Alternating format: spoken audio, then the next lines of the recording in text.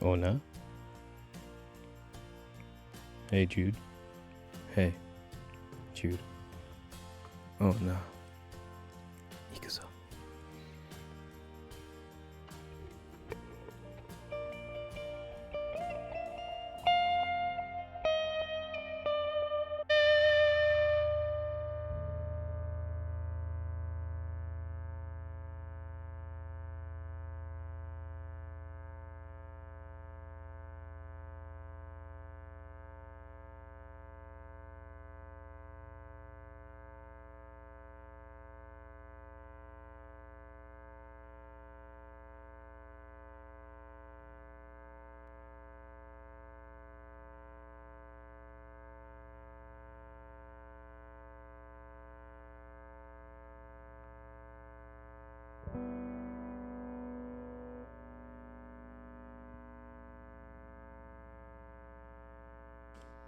Huh. That's a new one. Okay. I'm 90% sure the music is, or all the sound effects are happening, so if that's happening, let's do this. Because, you know, sometimes you connect stuff and then the sources aren't there and you're like, you know what? That's on me. Yosh. Oh, hi. I'm behind. Oh, hello there.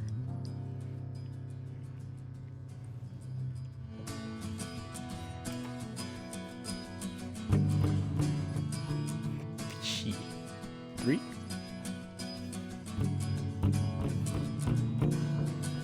Sorry, that's on me. No, I'm off today.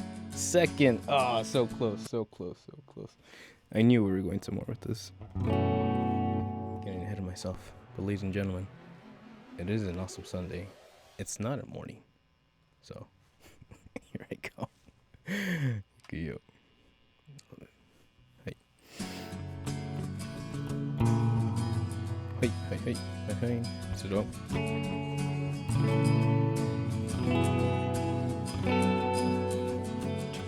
That G? That G's not tuned.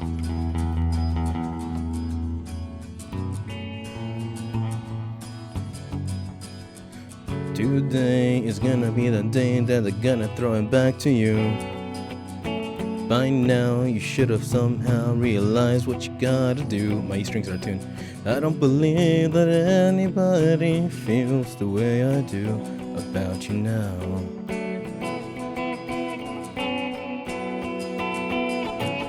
Backbeat, the word is on the street that the fire in your heart is out. I'm sure you've heard it all before, but you never really had a doubt.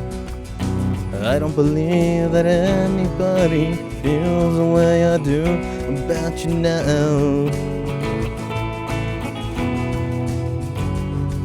And all the roads we have to walk are winding. All the lights that lead us here are blinding. There are many things that I would like to say to you, but I don't know how. 'Cause maybe you're gonna be the one that saves me. And after all, you're my wonderwall.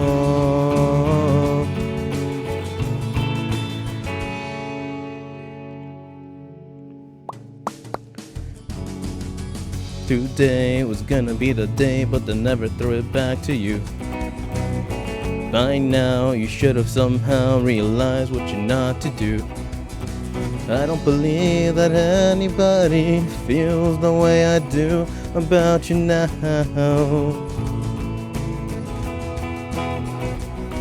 And all the roads that lead you there are winding. And all the lights that lead the way are blinding. There are many things that I would like to say to you, but I don't know how. I said maybe you're gonna be the one that saves me. And after all, you're my wonderful. I said maybe you're gonna be the one that saves me. And after all, you're my wonderful.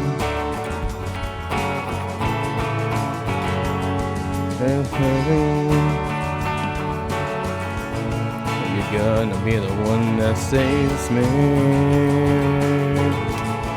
You're gonna be the one that saves me. You're gonna be the one that saves me.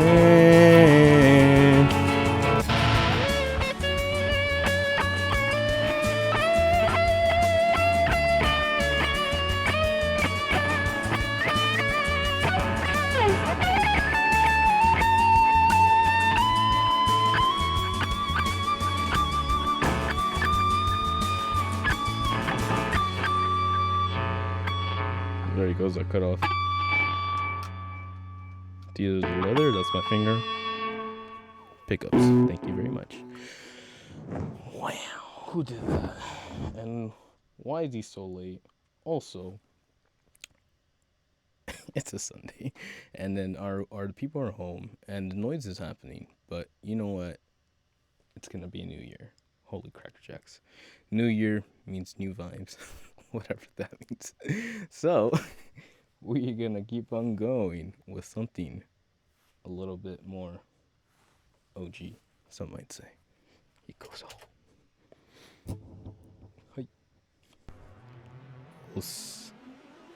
ありがとうございました。Okay, po. Hey.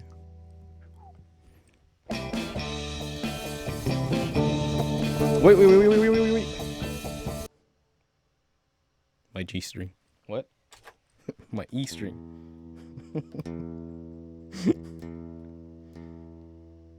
Nose too. Wow, that's just an interesting note.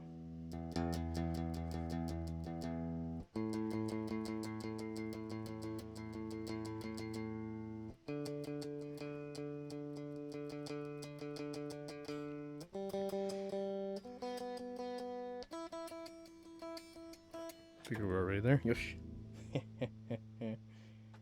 We're fine. I'll be fine.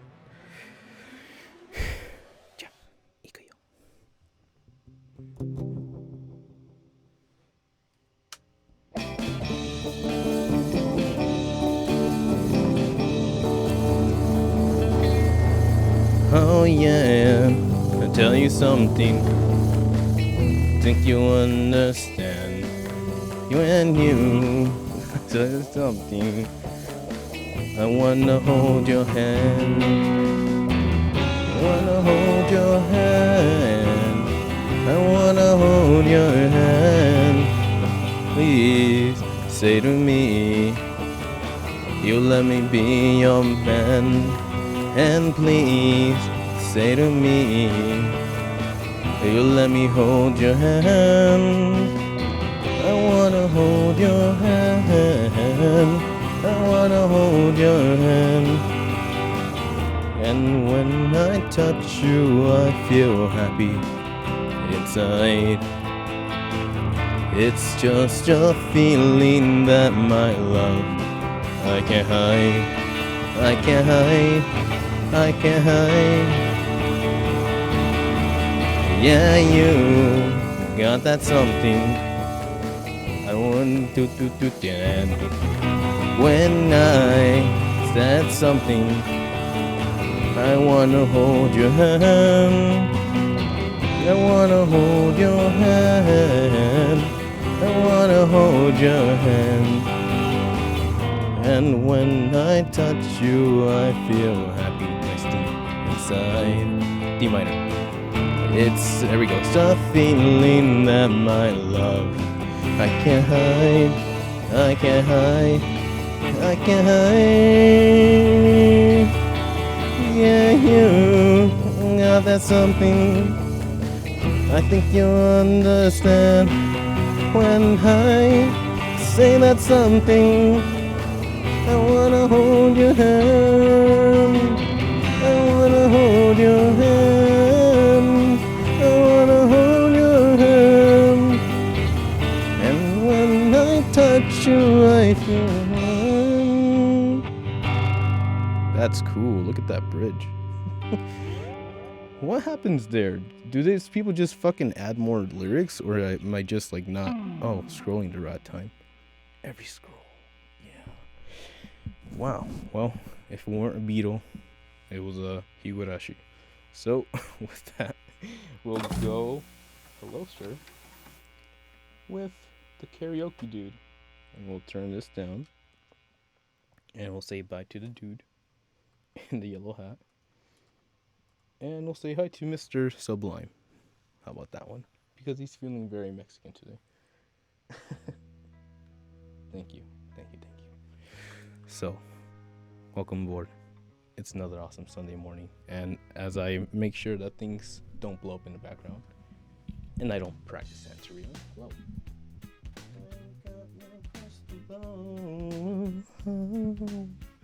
And we bid the kid Matane. See you in a few.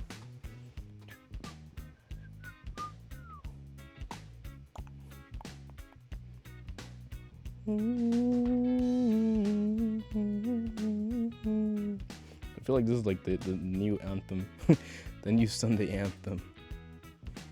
I'll make this guy bigger so you can see that, and we will welcome you all aboard, ladies and gentlemen. Welcome back. It's another awesome Sunday morning. Things have been happening. We've been out there. We've been experiencing. We've been living. We've been learning. That's right. Sonic the Hedgehog was seen last night, and the shit was as good as the first 3 times or whatever. I had lost count. So, with that, Nosferatu, interesting guy. And with that, we're gonna jump into what will be the news of the week. Santo Maria. It's the end of the year, my friend. It's the end of a quarter. Some people might ask, a quarter of what? Ladies and gentlemen, that is the joke. Inflation. Because EA isn't really interested in making more Dead Space. And I say thank God, because fuck that game. Quote, the industry is in a weird place right now, says former developer, by John Walker over at Kotaku. Last year's remake of Dead Space proved a critical hit, reviewing the beloved space horror series after it had been left fallow for 10 years. However, despite being in January's 2023's second biggest selling game behind Modern Warfare 2, this seamlessly wasn't enough to satisfy EA. It was reported in April of this year that the studio has shelved remake of Dead Space 2 through EA that denied that one had ever been in the works. We've now found an attempt by the original creators to pitch Dead Space 4 earlier this year. It was immediately rejected by EA. Ooh. In a recent interview, 3 weeks ago, 3 members of the original Dead Space team, Glenn Schofield, Christopher Stone, and Brett Robbins, spoke to YouTuber Dan Allen, thanks to VG24, about the franchise, during which it was revealed that earlier this year the trio wanted to pitch a 4th entry in space-based Skyrim up to IP owners EA, but it seems like there wasn't even room to try. As AAA games reach budgets of hundreds of millions, sales requirements are becoming close to impossible for all the biggest name franchises. Dead Space, while once well known and well regarded, had been left untouched for a decade before the remake and clearly didn't perform to EA's expectations. Last year,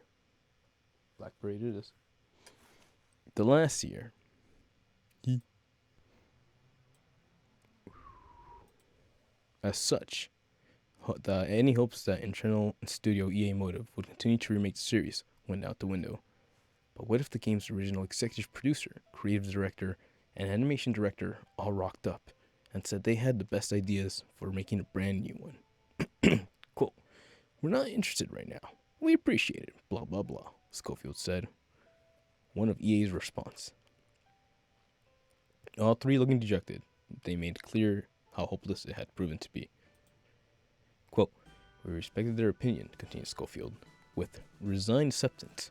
Quote, "They know their numbers and what they have to ship," end quote. "The industry's in a weird place right now," interjected Christopher Stone. "People are really hesitant to take chances on things."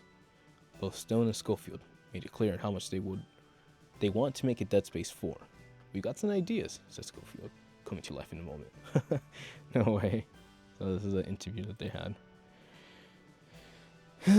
Okay. Original creator, director Brett Robbins did admittedly sit very quietly through this part of the discussion. His development studio, Ascendant Studio, has had its own rough time with EA.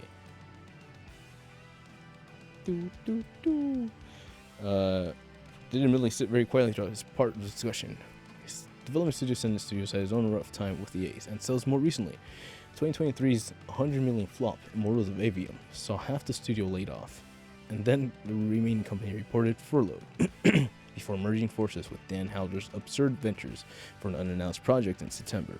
He's clearly very busy and likely not about to jump ship, even if EA had bits in. Yosh. Dead Space creator Grantland Schofield went on to co-found Sledgehammer Games and developed many of the Call of Duty entries before forming Striking Distance in 2019, which released another game that failed to meet sales expectations. The Callisto Protocol since then, Schofield appears to be having working freelance. Stone joined Void Interactive a few months back on the team which released last year's Ready or Not, a game Kotaku described as effective enough to disturb but too shallow not to descend into farce or worse. Blue Lives Matter cosplay with fastest overtones. Interesting. And alt-right dog whistles. He is, however, working with the team on, quote, new projects. Dead Space, meanwhile, is exercising non-minative determinism. It doesn't seem likely we'll see any more games in the franchise for a good while. Unless, of course, it's people making excellent remakes. An ongoing story of, quote, didn't meet sales expectation looks likely to spread into 2025. Wow. Alright, so we got the homies in the background kind of having a conversation. You can see from their body language and their facial expressions that they do not feel happy about this. They're all in the same room too, so like they're very associated with each other, meaning they've probably been discussing this for years. And while I can't even say enjoyed, while I acknowledge the fact that Dead Space 2023 happened and that's something that we played,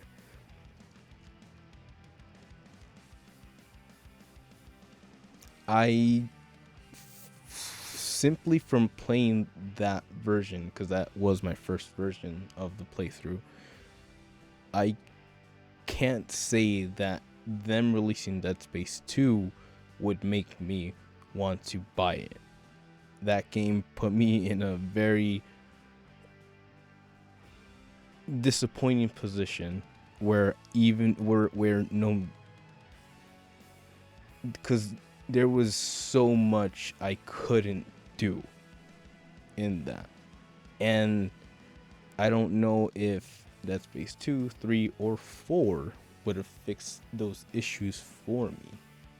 But I can say that I would not have been animated to purchase 2 remake or 3 remake, much less, actually probably more number 4 to see what they're up against or what they're up to. But that's where that lies. It's a niche market, is it not? I respect it for what it is, but I can't say, kind of like an Elden Ring, I can't say that that's where I wish to spend my limited hours and limited time, limited like quote unquote free time. However, and obviously that's not enough for EA because they need their numbers and their sell numbers. However, when I think of EA, or we're in a very, like this young man said, we are in a very interesting place. The industry in general. Um,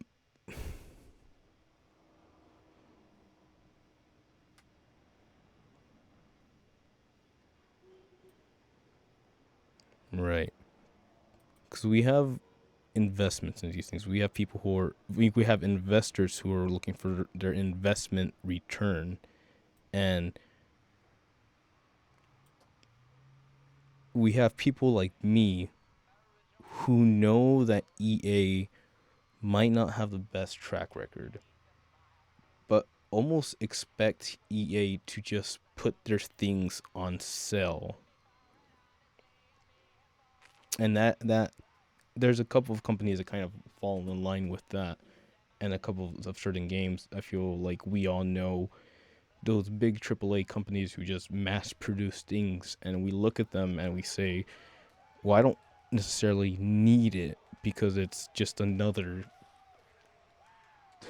thing of a thing.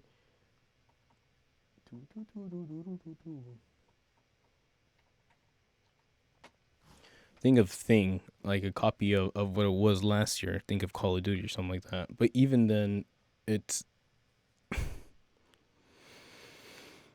it's crazy that we expect these things to be on sale because it's not necessarily what we want, but we still want to support the community. At least I do, in my opinion. So when this thing goes on sale for like 10, $15, I go out and I buy it. And then when this thing gets a sponsorship from PlayStation, because they have numbers, they know that over, say, 50% or 40% of PSN users already have purchased Dead Space, then they can go, hey, it's a PS Plus free game. Here you go. And then I look at it and I go like, well, fuck. Well, I wouldn't even have paid for this if I knew it was gonna be quote unquote given to me.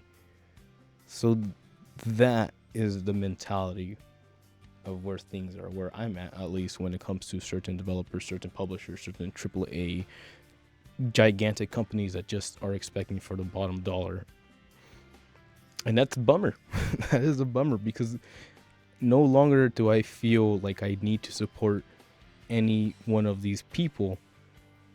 And no longer do I feel like I can believe in a set product. I have to wait for quote unquote the guinea pigs, the day one players, the beta testers, if you will, to start complaining on the internet to let me know that this game is not going to be good, quote unquote, before anybody goes, hey, this game is not that bad.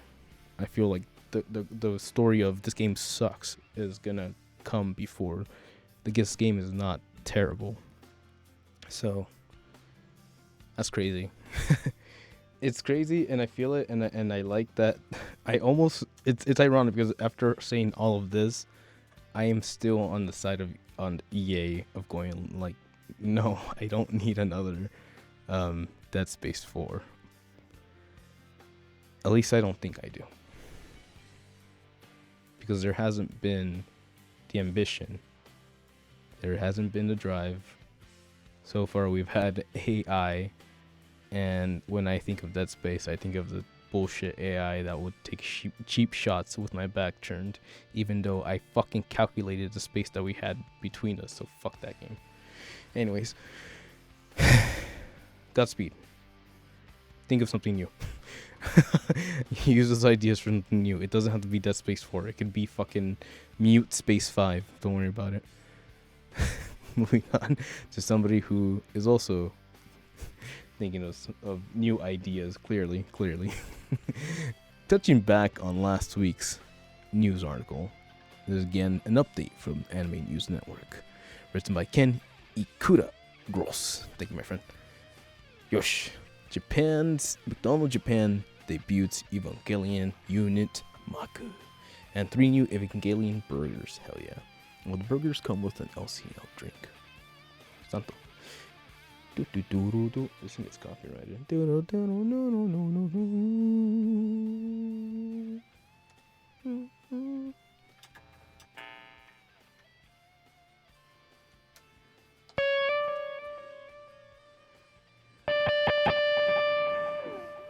So what if I never hold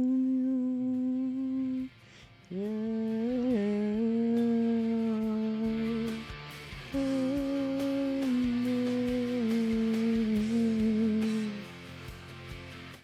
Mexican. Wow. Oh, Mexican chicken? Mexican. Mexican. Cheese chicken. Cheese chicken. Alright. Respect. They got the Mexicans out there. Damn, I need to fucking go to Japan and show them what's up. Alright.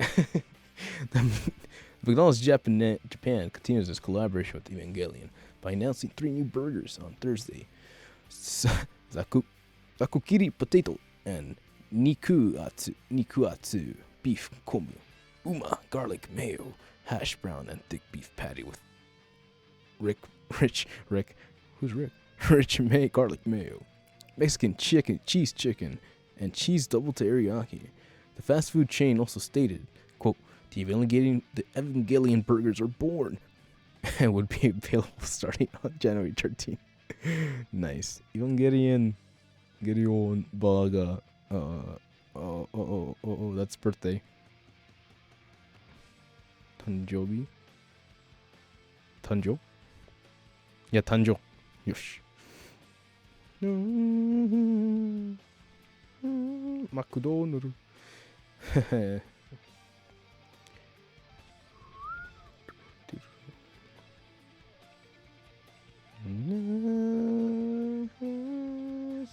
Chance to get back home.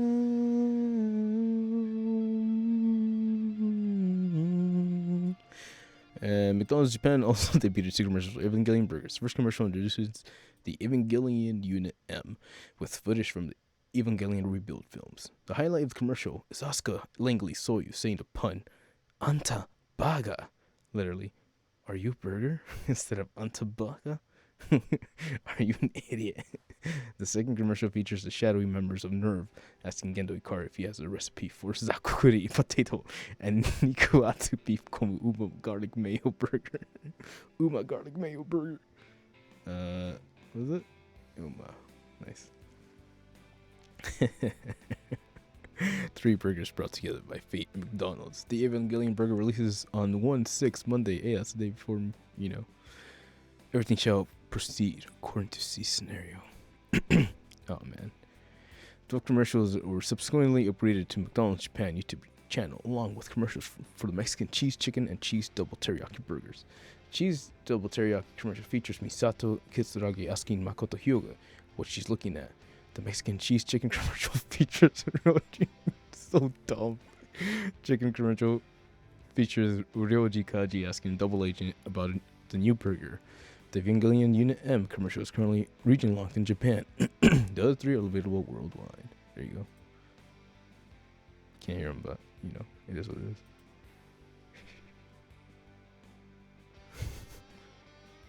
This is a rebuild artwork. It looks pretty old. It's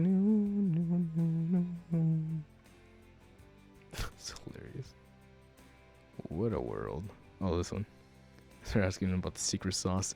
Genjo, do you have the sauce? We need the sauce, Genjo.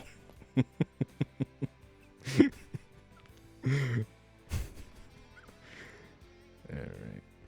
Hey, Gundam.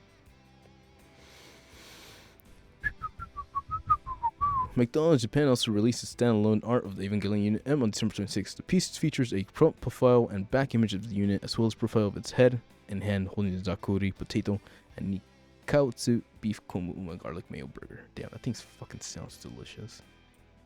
Uma. This is Evangelion Unit M. The Evangelion McDonald's collaboration was teased December 18th. This from last week. Announced 3 shows from Evangelion's Toy Story commercial video, toys footage, and anime franchise will be new dialogue by the Evangelion cast. Wow, that's so cool. So hey, what a world! Think about it. Evangelion has invaded McDonald's.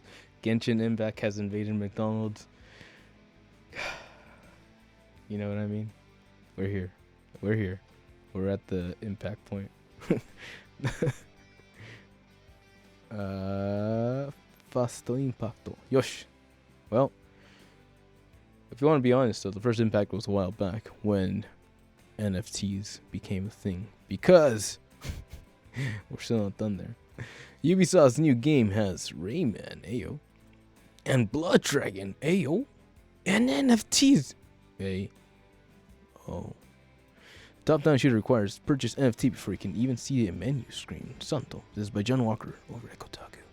Only Ain't Dangerous getting hooked. Remember NFTs? They were this hilariously stupid and obvious scam from 2021 where people, and you'll laugh, sold the rights to JPEGs. Yeah, I know. Those things you can click right and make an infinite number of. So silly. Anyway, 3 years after all that collapse, Ubisoft has launched the game featuring the grift. Captain Laserhawk, the GEM, is an attempt to revive the once popular Far Cry 3 spin-off, Blood Dragon, and the spin-off Netflix cartoon, Captain Laserhawk. Now as a top-down shooter with commentary from Rayman and perks related to Assassin's Creed, which on its face sounds like someone fell over in the Ubisoft supply closet, but it doesn't end there because if you want to play, you have to have an NFT. These take on the form of Niji Warrior cards which can be bought via the game's website, where, like in all normal games, you then have to sign in your wallet. This is where you pretend money and pictures are kept. And in this case, it wants you to use something called Eden Online. Oh shit, they made a new one. Obviously inspired by like the Apple of Eden, right? Ubisoft's own in-universe creation. You can also sign into Coinbase or Wallet Connect, but not being a crypto bro, I have no such things. So basically, I am an incredible games journalist. I let this thing hook into my personal Gmail account.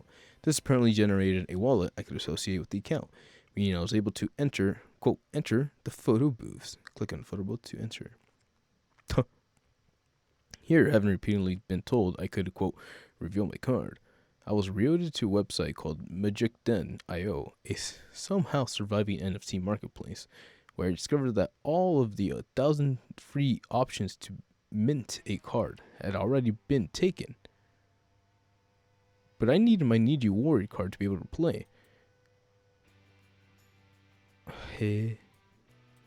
So as I read about how this expanded universe of the Netflix series, quote, was built on the Arbitrum blockchain, now these 10,000 AI-generated NFTs evolved based on the performance and involvement, unlocking exclusive access to in-game assets, governance rights, and perks tied to the iconic Ubisoft franchises, like Assassin's Creed, Rayman, and Splinter Cell. I wonder if it was all too late. Only here on a non-Ubisoft site, written in small print within a section ironically entitled, quote, Vision, does it reveal that the mint is part of an early access for Niji Warrior holders. The full launch happening in 2025, despite the game being listed as out all over Ubisoft's site and store. It seems we now have to click through the collection to buy one of them from someone else. Suddenly, I'm thinking of Egyptian architects for some reason. I cannot emphasize enough that Ubisoft sites imply that you simply reveal your ID card with no mention of money, no mention that you need to buy cryptocurrency to have any way to play the actual game. Speaking of playing the game, I figured I'd try that instead and see what could be done without shattering my crypto virginity. The first few tries after discovering that Ubisoft Connect had, of course, yet again forgotten all my login credentials since the last time I was forced to use it, ended in error messages. Error code, blah blah blah, Ubisoft Connect. Connectivity issues, blah blah blah, Ubisoft Health, the next committee started. I was told the game was, quote, unable to start, download code, blah blah. If you're listening to performance, live feeds, I'll be linking later to that. Ubisoft page has no live feeds update sections. Then, as I was about to write that write up, I saw another attempt to solve the game successfully download. For some reason, it refused to acknowledge my 2 gaming SSDs in its list of installed drives. It was here, I clicked to launch, and here's my favorite screenshot of the game so far. Okay, that's not fair. It clearly failed to load the first time. Give it another go. Access done, was not found. So no, you can't even see a menu screen before you allow yourself to become embroiled in the murky, barely regulated underground world of crypto scams. The cheapest card you can buy right now is 37 Ethereal, which works out to 1206. The most expensive is, oh my god, 50 ETH, or 1,062,000, blah blah blah blah. Damn, I'm just 2 quarters short. Oh, if you thought, well, $12, maybe I just suck it up and take a look. The minimum amount it appears to be possible to touch wallet is 21. I cannot tell you anything else about it right now because Ubisoft is working pretty hard to hide what the game looks like from those not willing to shoot for the moon. The publisher has accidentally forgotten to upload any trailers to its own YouTube channel instead of opting for a hardwired version on their site, which doesn't show any in-game footage, like not even a hint.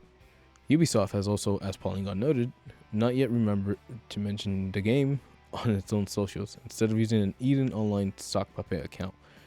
I was able to find a tiny glimpse of the game itself amongst the cartoon sequences. Hilariously, this is shown in a tiny window to make it as hard to make out as possible. A ver.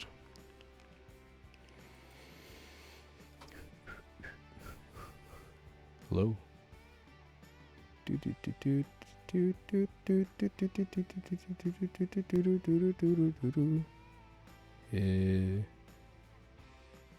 Tell this way.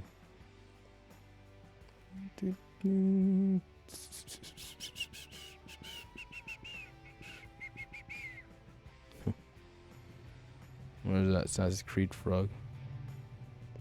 Yes, I know. Anyways, I'm already bored.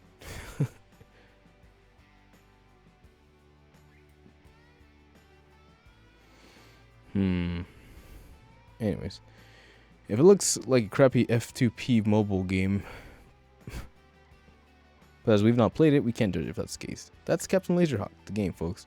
Perhaps it's a breakthrough experience of the world of NFT and Scribble has been crying out for, possibly even something to finally match the glory of Logan Paul's Crypto Zoo. We've contacted Ubi to find out what the site says. Reveal your ID card now, with no mention of payment, and indeed to see if we can get access to the game without having to willingly walk into a crypto shake rake. God damn.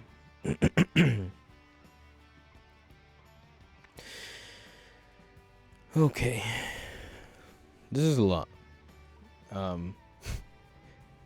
You know, sometimes you think things are bad. And then you realize they're like a lot worse. This is why we read the news, you know? I'm gonna sit down for 5 seconds. Hi, hello.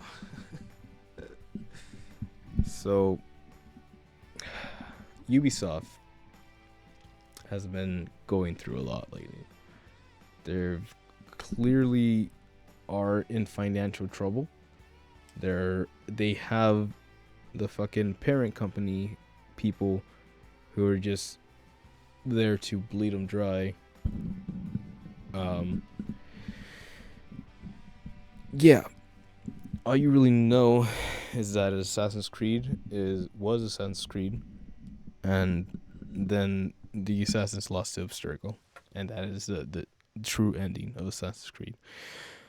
But somewhere there was a hope, there was a belief, there was a thought, there was a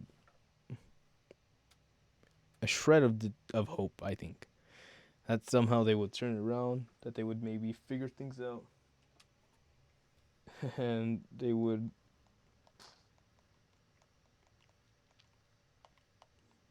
nice.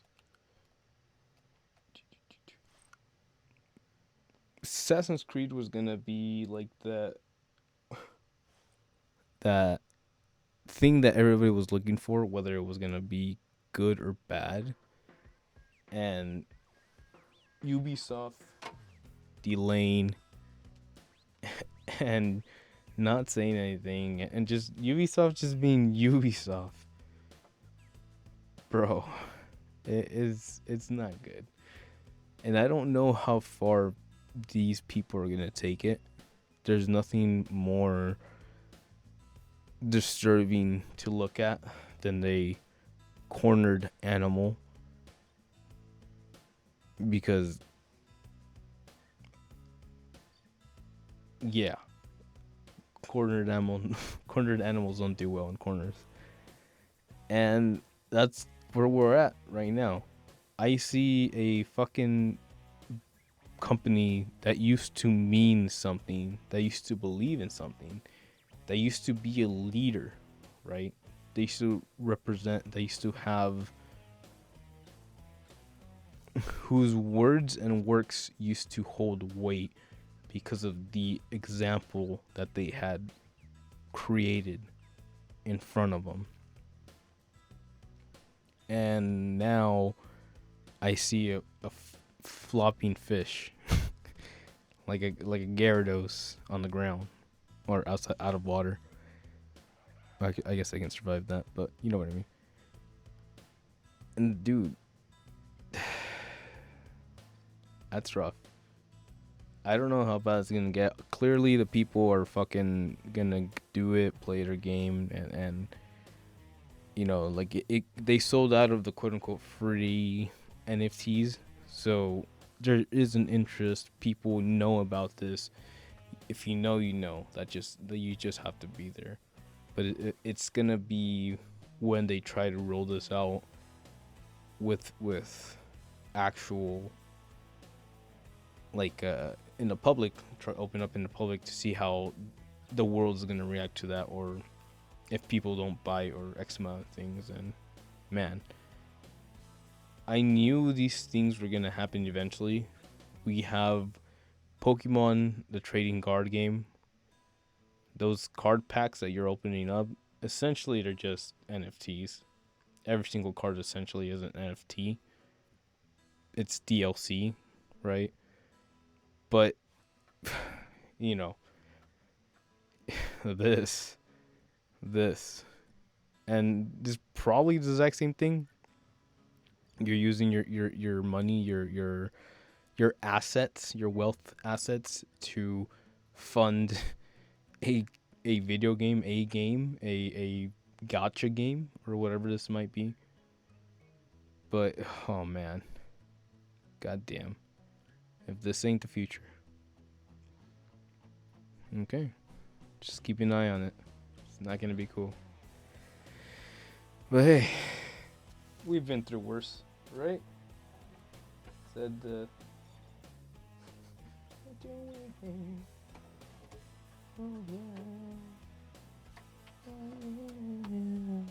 Alright.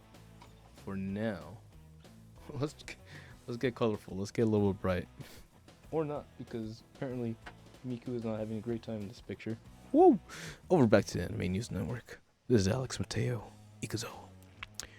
The official website for Colorful staged a movie, A Miku Who Can't Sing, or The Broken World and A Miku Who Can't Sing. Ayo. The anime film based on the Project Sekai Colorful Stage, featuring Hatsune Miku's smartphone game, revealed the theme song artist on Thursday. Hatsune Miku will perform the opening song Hajimari no Mirai, Future of the Beginning, by 40MP, I know that guy, and Sasakure, UK. Sounds British. And 26 cast members throughout the film's various units will perform the ending theme song, Worlders, by Jin and Teddy Lloyd. Ayo, I've seen that guy live twice. Good stuff. The film will get cheer screenings. What does that mean?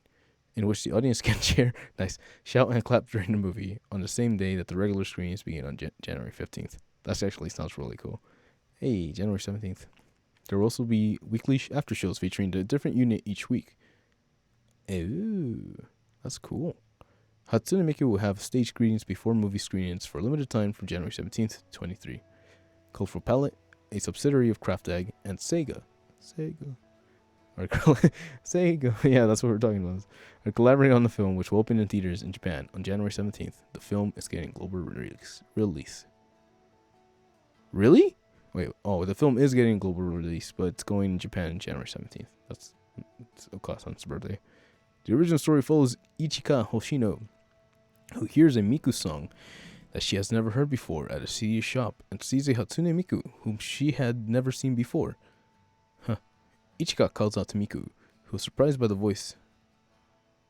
Disappears shortly after making eye contact. Miku later appears on Ichika's smartphone to tell her that she would like to reach others with her songs, but no matter how much she sings, her song cannot reach them. After seeing Ichika reach others' hearts with her live street performance, Miku asks for help. Saki Fujita will reprise her role as Hatsune Miku from other works in the franchise, Kuriko no Guchi stars as Ichika Hoshino. Cast will also includes returning members from the franchise. Yeah. Nice. So this is, I'm assuming that's the band girl. So we have Boku the Rock featuring Hatsune Miku. I'm so in.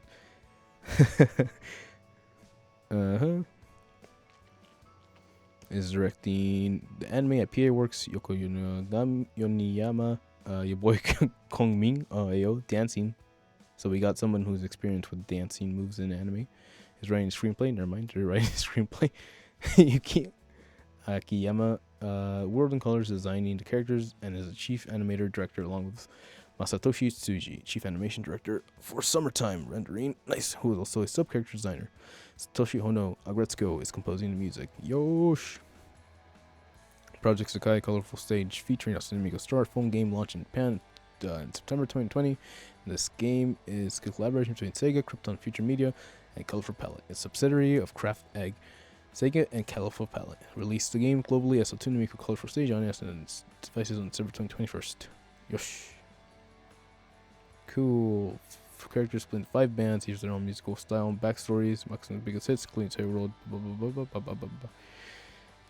The game inspired a mini anime adaptation titled Petite Sekai, Puchi Sekai. The anime had 10 episodes and Steam for free on YouTube. Yosh. Okay, well, more into the universe of Miku. Why is this important, ladies and gentlemen? You might not know, but oh god. Back in the 2000s, 2006, 2007 era, Miku was the shit, dog. Miku was fucking everywhere, and I mean everywhere. Like, she was selling Toyotas. She was fucking yeah. The first time she was doing like the live stages well, I saw her in LA, the Miku Expos. But the first time she started doing that in Japan, she really became a spokesperson for all the merchandisings, and she sold a lot of shit. Why is that important? Because now we see all these fucking not Miku, but like more virtual representatives and even streamers selling shit, like big shit. You know, you got fucking Mr. Beast fucking giving people food poisoning on Amazon Prime. And you got like the other people who are like just doing deals. I think what's her face? The shark girl from Hololive, or actually the Hololive group, fucking sang at the Dodger Stadium. That shit was fucking crazy, man. So we're somewhere. We're somewhere. I have no idea where, because we got NFTs, we got freaking digital virtual idols selling Hondas and shit, and apparently we got Sony canceling supervillain movies. Who would have fucking thought? It's by Wesley Yin-Pool over at IGN. Sony's Spider-Man universe movies were destroyed by the press, CEO insists. Quote, "These are not terrible films." Kraven the Hunter is Sony Pictures' worst movie launch since current CEO Tony Vincura took the job back in 2017. He has admitted. The Sony Spider-Man universe stars Kick-Ass and Marvel Cinematic Universe actor Aaron Taylor Johnson as a titular villain and skilled hunter who sets his sights on Spider-Man after conquering all other prey in the animal kingdom. But Kraven bombed at the box office with a paltry 11 million domestic haul from 3,211 theaters during launch weekend.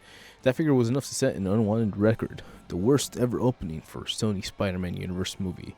The R-rated action flick came in under similarly disastrous Madam Web, which brought in just at 15.3 million during its launch weekend earlier this year, as well as Venom, all the Venom movies, and 2022's Morbius, 39 million.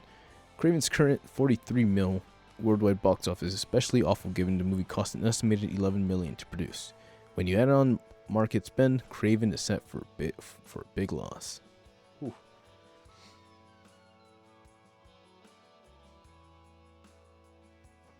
Very nice. In an interview with the LA Times, outgoing Sony Pictures CEO Tony Vincura described Kraven the Hunter as probably the worst launch we had in 7.5 years since he took the job.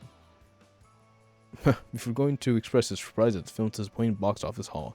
Quote, "So that didn't work out very well. which I still don't understand, because the film is not a bad film, it's a bad film. In the same interview, Vinkura discussed Madame Web's launch, blaming the box office on the press. Indeed, Vinkura suggested the press was to blame for all the Sony Spider-Man universe failings, pointing to the Venom trilogy's success as coming despite this apparent change from critics. Quote, Madame Web would perform in the theater because the press just crucified it, Vinkura claimed. It's not a bad film. It did great on Netflix for some reason. The press decided they didn't want us making these films with Craven and Madame Web, and the critics just destroyed them. They also did it with Venom. The audience loved Venom and made Venom a massive hit. These are not terrible films. They were just destroyed by the critics and press for some reason. End quote. Alright. Sony Spider-Man universe officially includes 6 films. Listed here along the IGN review scores: Venom, Carnage, Morbius, Madame Web, Venom Last Dance, Craven. Jesus Christ. Not bad, IGN. Not bad. The question now is Craven to find a nail in the coffin for Sony Spider-Man universe? A universe that remarkably does not feature Spider-Man. Earlier this month, a leading talent interview told... I don't even know what it says it does. Alright, let's go with that. Alright. Question is Craven the final nail in the coffin for Sony Spider-Man universe? A universe that remarkably does... Oh, damn, I got there. That's how I told the rap that Sony had developed what they want to develop for now, and was instead focusing on the next actual Spider-Man film under the Marvel Studios, which confirmed by star Tom Holland to begin filming in 2025. As a point of comparison, Spider-Man No Way Home pulled in $58.72 million in its weekend box office debut. Vinkura admitted Sony needs to rethink its Spider-Man universe strategy, but blamed the need to do that on the press, rather than any deficiencies that Sony pictures itself. I don't think we need to rethink it just because it's the snake bitten, he said. If we put another one out, it's going to get destroyed, no matter how good or bad it is. Overall, Vinkura insisted Sony Pictures Films' effort has been, quote, very successful during its tenure as CEO, beating the company's budgets each year since 2017. Quote, it was a good run, and the film studio was a big part of it, he said. Sony has the aforementioned Spider-Man 4 to look forward to. At least it arrives on July 24th, 2026, as a continuation of the Marvel Cinematic Universe trilogy, again starring Holland. It may even introduce Miles Morales into the MCU, something Holland is personally invested in. Cool. Alright, well, that's the way the cookie crumbles. I did not know that was rated R. So that kind of explains a lot. But Venom was rated R? Was it not? I'm not really sure. Oh, my back. But, man, it's a bad movie. The dudes did not act well, so I don't know what to tell you about that, but it was not a good movie. Either way, again, did we want these? No, not really. If you did like a team up movie, maybe it would have been more interesting. But I think the fact that they really spaced them out like this, like Venom, I kind of understand. Venom has enough story behind him to kind of be his own thing. Morbius was just super fucking left field, but at least Jared Leto was into it, so we jumped on board. It's Morbin time. And Madame Web was just fucking Madame Web. That's it. And I had no idea that Aaron Taylor Johnson was kick-ass. But yeah, I guess I kind of do see it now. So hey, well, to each their own. I think it's good that they're not wasting money here. I understand that Spider-Man is a fucking big-ass property. But come on, dude. You can only milk the cow so much before you start getting curd. Or whatever. Be nice, you know. And it's just like... It's not that serious, guys. Come on. You can think of something new. Sony, You have so many properties to work with. You can just do so much, you know. It doesn't have to be all Spider-Man. And if it's your way to work on CGI, I get that. But man. No. Anyways, moving on. That's all I really have to say for that. I think we all saw it coming. We all just knew this thing did not do well. If it was rated R, they really needed to think of it. Yeah, like it didn't even need to be rated R. I don't think they did too much. I don't think any of that really changed the story. Yeah, he was a hunter, but he didn't even look like he was hunting. Whatever, I digress. Like, honestly, he just looked like Black Panther, which that's all they really had to do. But instead, they got Russell Crowe to be a mafia guy. Anyways, something else that Sony's been having to work out now that they've officially kicked the can with these guys. It's time for Sony to go the other direction because Sony's not. Yeah, because over the Exit 3 Infinite Loop horror game gets live action film for 2025. That's by Ian Liu of Anime News Network. Toho posted an English subtitled video on Friday to announce the 2025 live action film adaptation of Kotake Creates' Infinite Loop horror game, Exit 8 Bandeguchi, with worldwide plans. What was that one guy? That's the loop, right?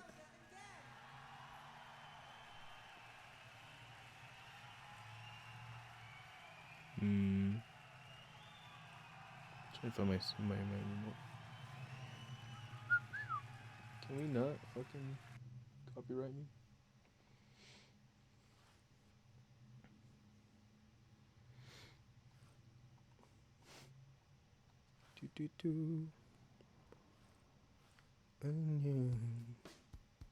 Oh, that was it. Here, let me get the volume on this. If you find any unknown melodies, do not turn back.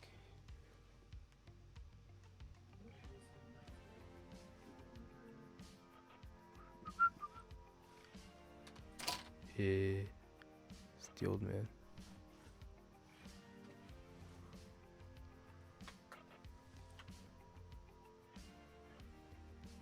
Hey.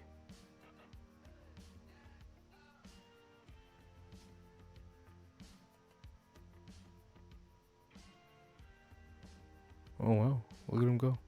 In theaters only. Yo, that's a guy. Okay.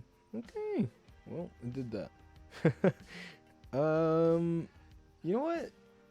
I vibe with it. I think that might actually end up being something cool. I'm trying to figure out if I have anything else working there.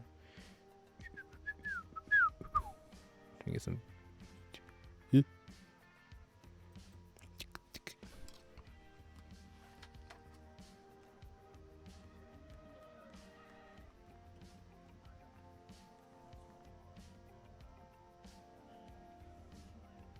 Hit.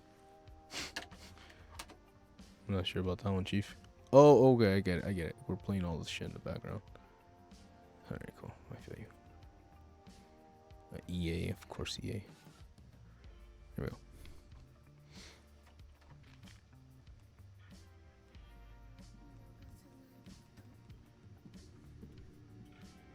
Keep going, Moscow.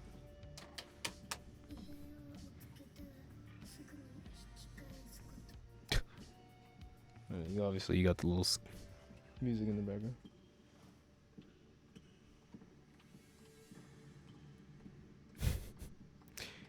Players trapped in a subway train exit. An underground passageway that goes in an endless loop. To escape exit 8, the player must keep walking. Look carefully for any anomaly that foreshadows danger.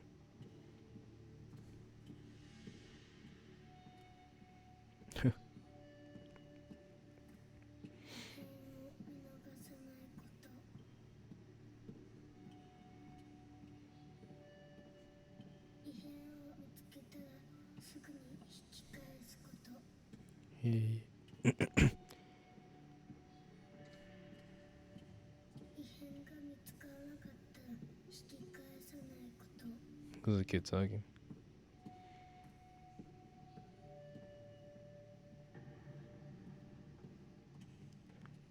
Oh, because he doesn't have.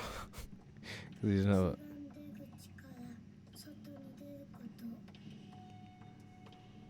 I want to hear a little screechy noise.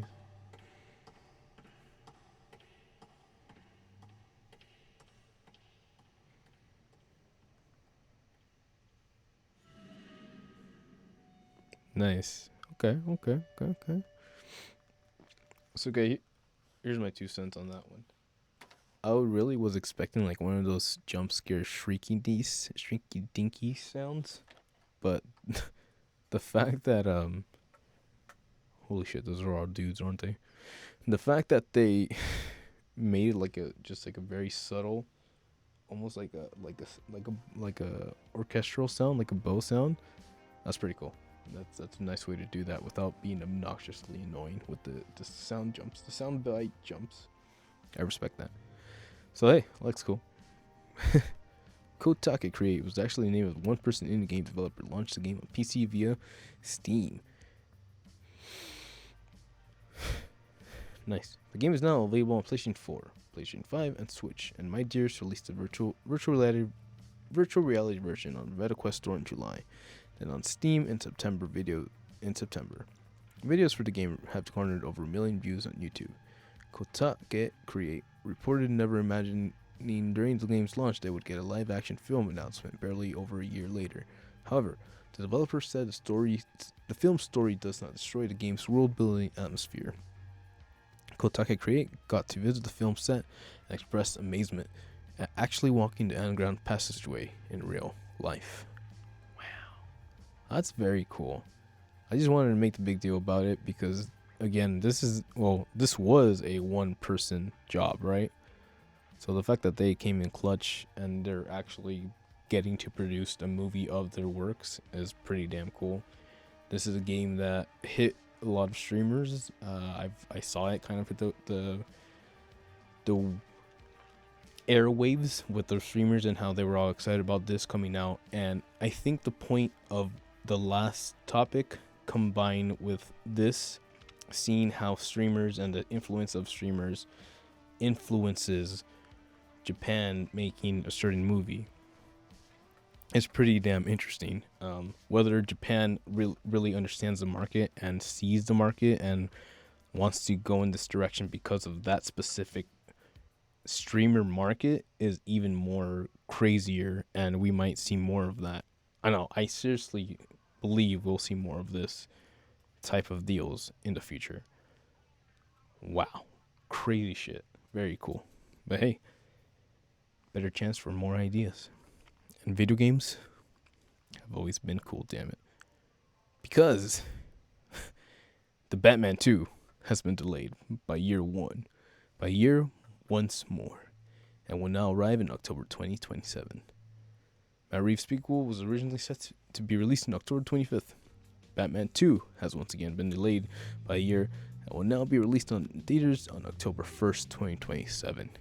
Matt Reeves' sequel to 2022's Batman, Jesus, the Batman, was originally set to arrive in theaters October 2025 and was delayed a year in March 2024. Before the latest day, if the date stands, it will end up being 5 years between the world seeing Robert Pattinson become the Dark Knight. James Gunn, the co-CEO of the new DCU, took to threads to respond to a user worried about the time between films, saying, quote, "To be fair, a 5-year gap is more fairly common in sequels. 7 years between Aliens, 14 years between Incredibles, 7 years between the first 2 Terminators, 13 years between Avatar, 36 years between Top Gun, and of course, 6 years between Guardians Volume 2 and 3. We don't know much about this anticipated sequel, but Reeves did confirm that Colin Farrell will return as the Penguin. Following this time starting the Max series with the same name, we also know it will exist outside of the larger DCU and sit on its own, quote, Batman epic crime saga. Those that were looking forward to heading to theater on October 2nd, 2026, will be happy to know that the currently untitled Alejandro Gonzalez Inarritu and Tom Cruise project will take the Batman 2's place. This film, which also stars Sandra Hüller, John Goodman, Michael Stuhlbarg, Jesse Plemons, Sophie Wilde, Riz Ahmed will follow the events of what happens when, quote, the most powerful man in the world embarks on a fantastic mission to prove he is the humanity's savior before the disaster he's unleashed destroys everything. Eh? Okay.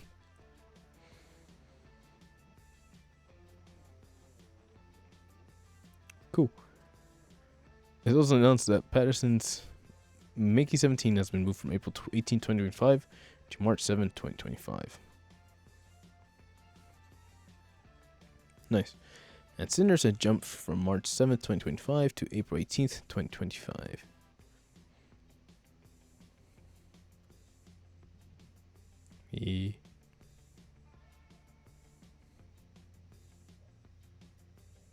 Scary.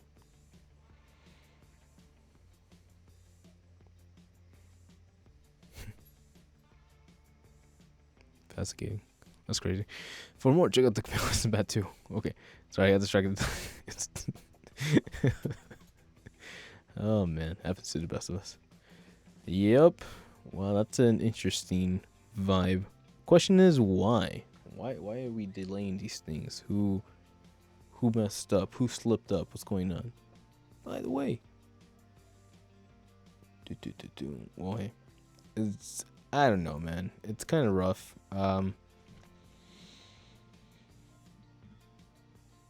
Robert Pattinson did good. He was pretty damn cool. I feel like the script should take a lot more credit. Like, I feel like that script probably deserves more credit than it gets for being that good. Or at least like the script writing, the playwriting. So all I'm really trying to say is that I like the guy.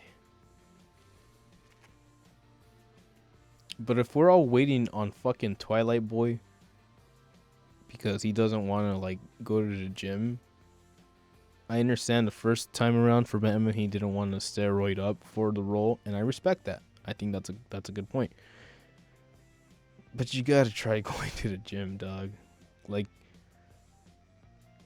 I don't know. And I also understand that he wanted to he's making another movie called Mickey 17 or some shit like that. And he probably didn't want to look bulky as fuck as a Batman, because in that film he's supposed to be like a limp person. I was gonna say another word. Lame-o. But I get it. I respect it. I respect the guy for wanting to do the movie that he wants to do before doing the Batman. And I think it might be the right call for now, if he rather be done with this fucking film art project and then be fully in the zone to be the Batman. I can respect that. But if it sucks, damn, son. We'll see. Ah, man, Batman has been cool. We'll see. I don't know. I feel like the kid might not be feeling up for the challenge. And I get it. That's being the Batman is not necessarily the funnest thing when maybe in the moment, yeah, it's fucking awesome, but like coming out and having your movie come out and having everybody just have an opinion of the Batman, it might not be the funnest thing ever. But in for a penny, in for a pound, dog. Just gotta do it. Just do it. You blew it. Thanks, Ariana Grande. But don't worry, because if you need more inspiration, just remember, Christopher Nolan made a Dark Knight. And Christopher Nolan's next film is officially The Odyssey, a mythic action epic shot across the fucking world. This is by Adam Bankhurst over at IGN.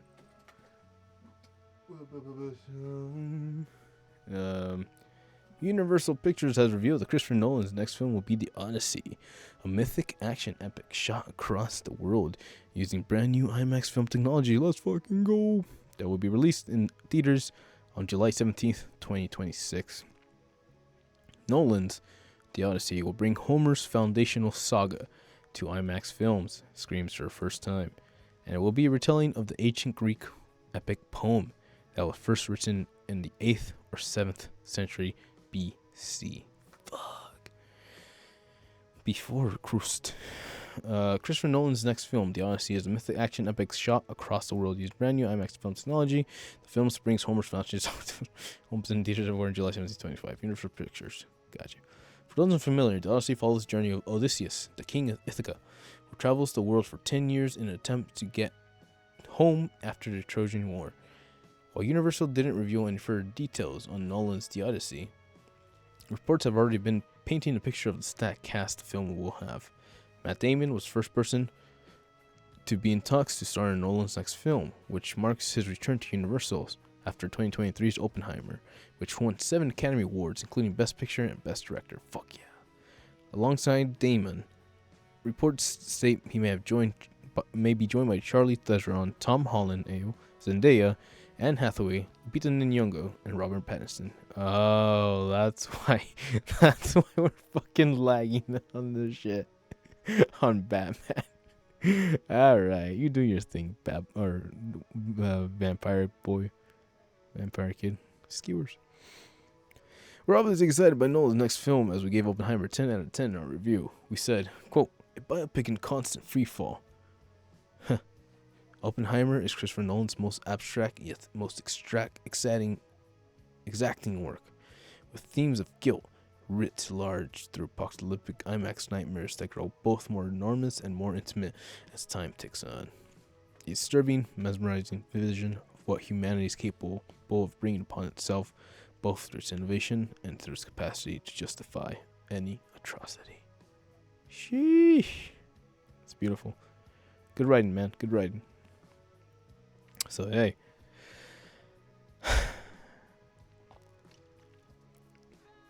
History is just another lesson already experienced. The Odyssey is one of those first stories that I looked into and I thought, no way this shit happened. No way this shit fucking happened. And obviously you grow up and you know fucking certain hyperbolistic moments or certain exaggerated meanings, are in the poem, the epic. But then you realize, you grow even older and you realize that shit really took place. There was a group of people, there was an Odyssey, there was a Battle of Troy.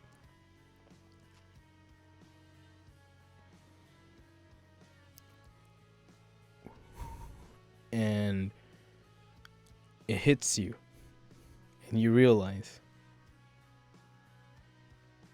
every historical bullshit, every exaggerated wives' tale has a kernel of truth behind it. Certain people existed that inspired certain moments. And you're like, God damn. So, in a time... Don't go. In a time where it really does seem like the universe could end at any fraction, having legendary visionaries, directors, minds, artistes go back into history to present a point, a thought, a moment worth remembering. That's the shit I'm talking about. Cinema. Yush. I'm looking forward to it. let's look forward to the Odyssey in IMAX. And the fact that it's going to be brand new IMAX technology, I'm super into it. So Christopher Nolan, Godspeed. Yosh. No Godspeed to, jeez Louises. Operator of illegal webtoon platform arrested. This is about one he chose over Anime News Network. The copyright crime forensic investigation team under Korea's Ministry of Culture, Sports and Tourism (MCST) conducted a full-scale investigation to Korea's largest copyright infringing website, Nunu TV, as well as its illegal sister websites, TV Wiki and OKToon, and revealed on December 20th the alleged operator of the websites was arrested in November.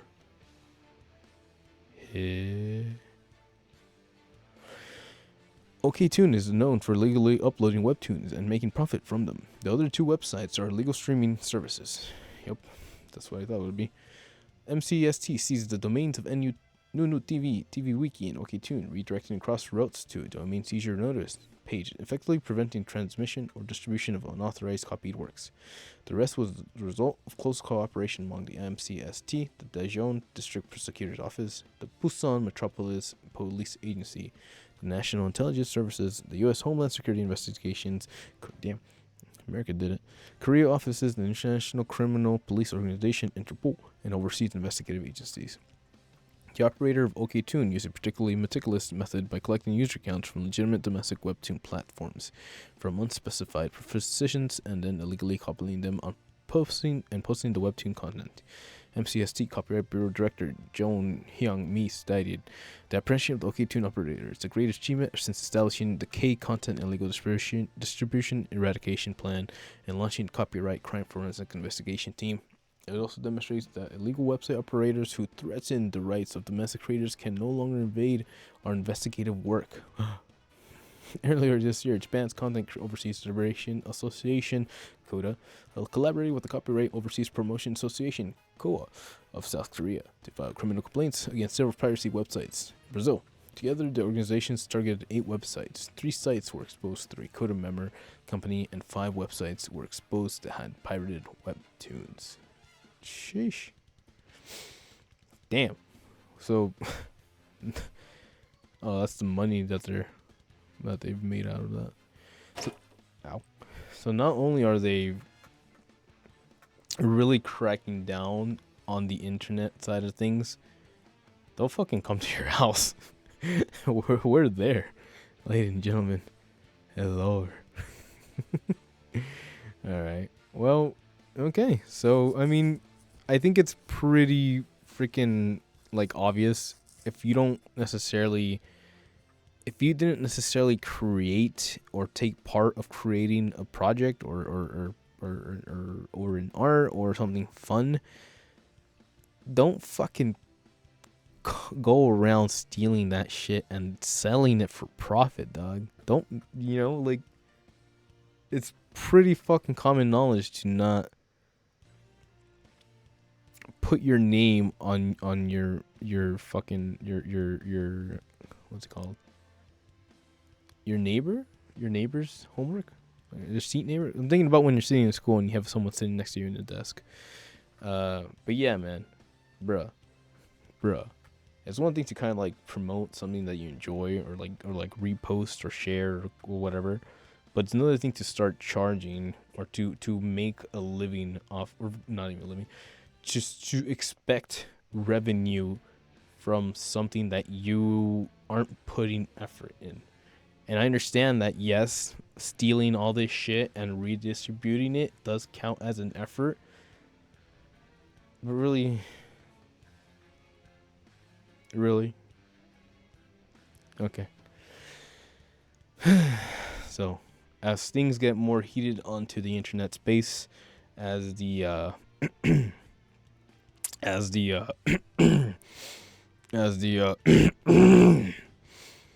gather together and start planning their next moves on a global scale, well, things are gonna get real. Things are gonna get really real. Super real. Except for Xbox. Because Xbox game streaming is still down after 24 hours. Reminding me that your phone isn't actually an Xbox. No, it's not. I wouldn't download that fucking app on my phone. Microsoft is working on getting cloud gaming up and running for Game Pass subscribers. This is by Zach Swain over in Kotaku. On December 26th, Microsoft confirmed that its Game Pass cloud streaming platform wasn't working as expected. Over 24 hours later, many players are still complaining about long waits and disconnects.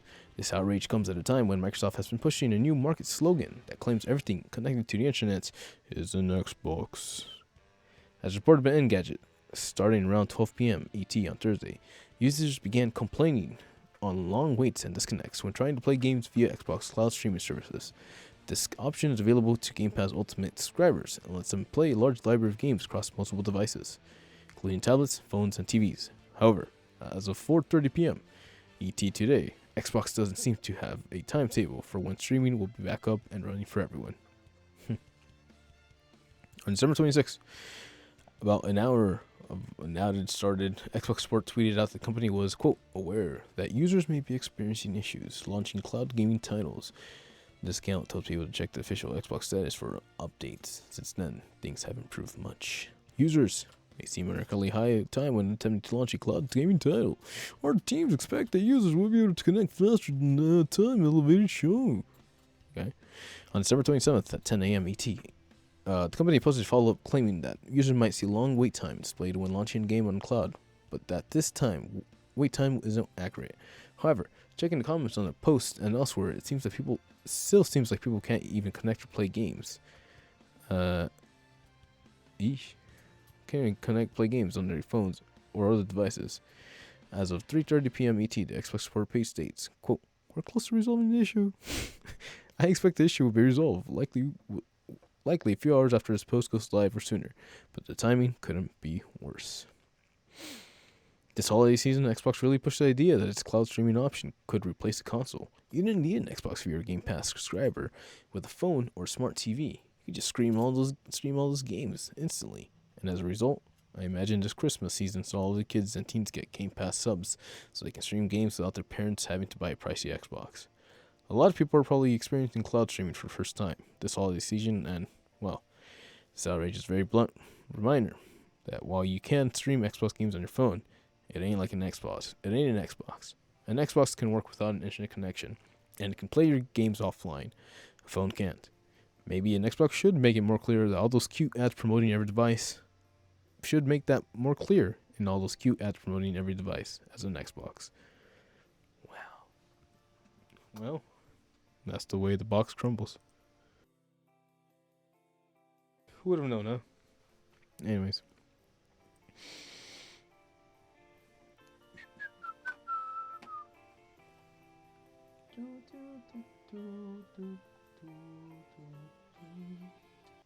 Sliding up the mood a bit.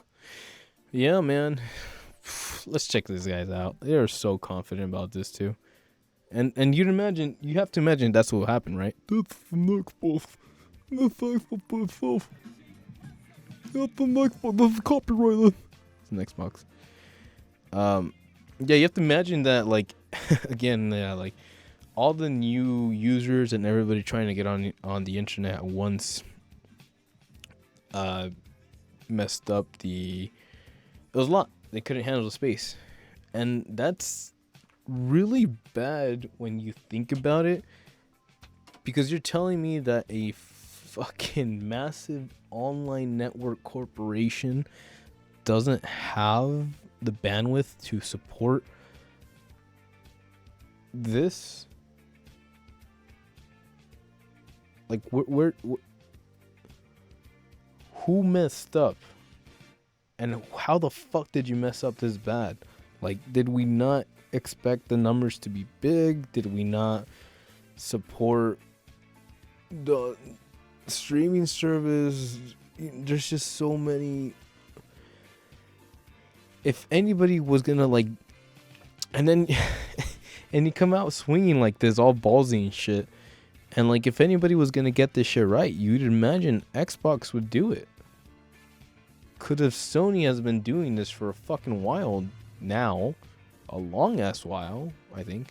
No, not your phone. Yeah. Well, anyways, I have my portal, so I can use that, and it works pretty damn well. Interesting times. Well, hey, man. I don't know, man. I'm just fucking done or like over fucking corporations that should have quality insurance, that should have a fucking brain on their head, right? Go through with deals like projects, budgets, plans, and not even fucking like not stick around to make sure it's fucking working. I know these fucking people just tell someone to do something and then they dick off and then they fucking come around and be like, what's working? Why isn't my plan working? It's like, motherfucker, do the work. Do the investigation. Do the like studying. Fucking learn. Jeez Louise. It's Microsoft, damn it. It's a fucking PC corporation and they can't figure out cloud streaming. It's serious, man. And I guess it's a big game. I don't care. Do it. Fucking do it. It's been done before. It's not. What is the issue? And if you don't know the fucking issue, then don't fucking sell this product. That's really not that hard. Just because you want to make your fucking end quarter numbers, dog. Stay with me. Moving on. Because a lot of things aren't what they should be. New report says 25 million Arcane was a financial miss. Riot co-founder insists it crushed for players and so it's crushed for us. End quote. In reality, we sell skins to make things like Arcane. It's by Wesley and Poole over at IGN one last time. 2 more times. The co-founder of Riot Games has responded to a report that claimed League of Legends animated series Arcane was a financial miss. Bloomberg reported that Arcane's two seasons cost an eye-watering $250 million to produce and market, and ultimately failed to generate enough gaming revenue for Riot, despite winning a big audience on Netflix. The publication said Netflix paid $30 million per episode, with Riot owner Tencent handling an additional $3 million per episode to show Arcane in China. All told, that's less than half the $25 million it cost Riot to bring Arcane to market. And according to Bloomberg, Tencent started asking Riot difficult questions between the release of Season 1 and 2.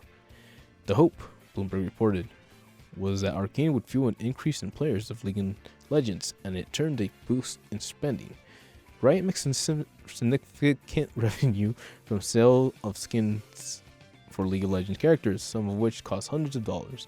Bloomberg said that Riot failed to capitalize on the success of Season 1 with Arcane-themed items, but had more time to do so ahead of the release of Season 2. In a quote attributed to a spokesperson, Riot insisted that while Arcane wasn't profitable, the show should be considered a success overall.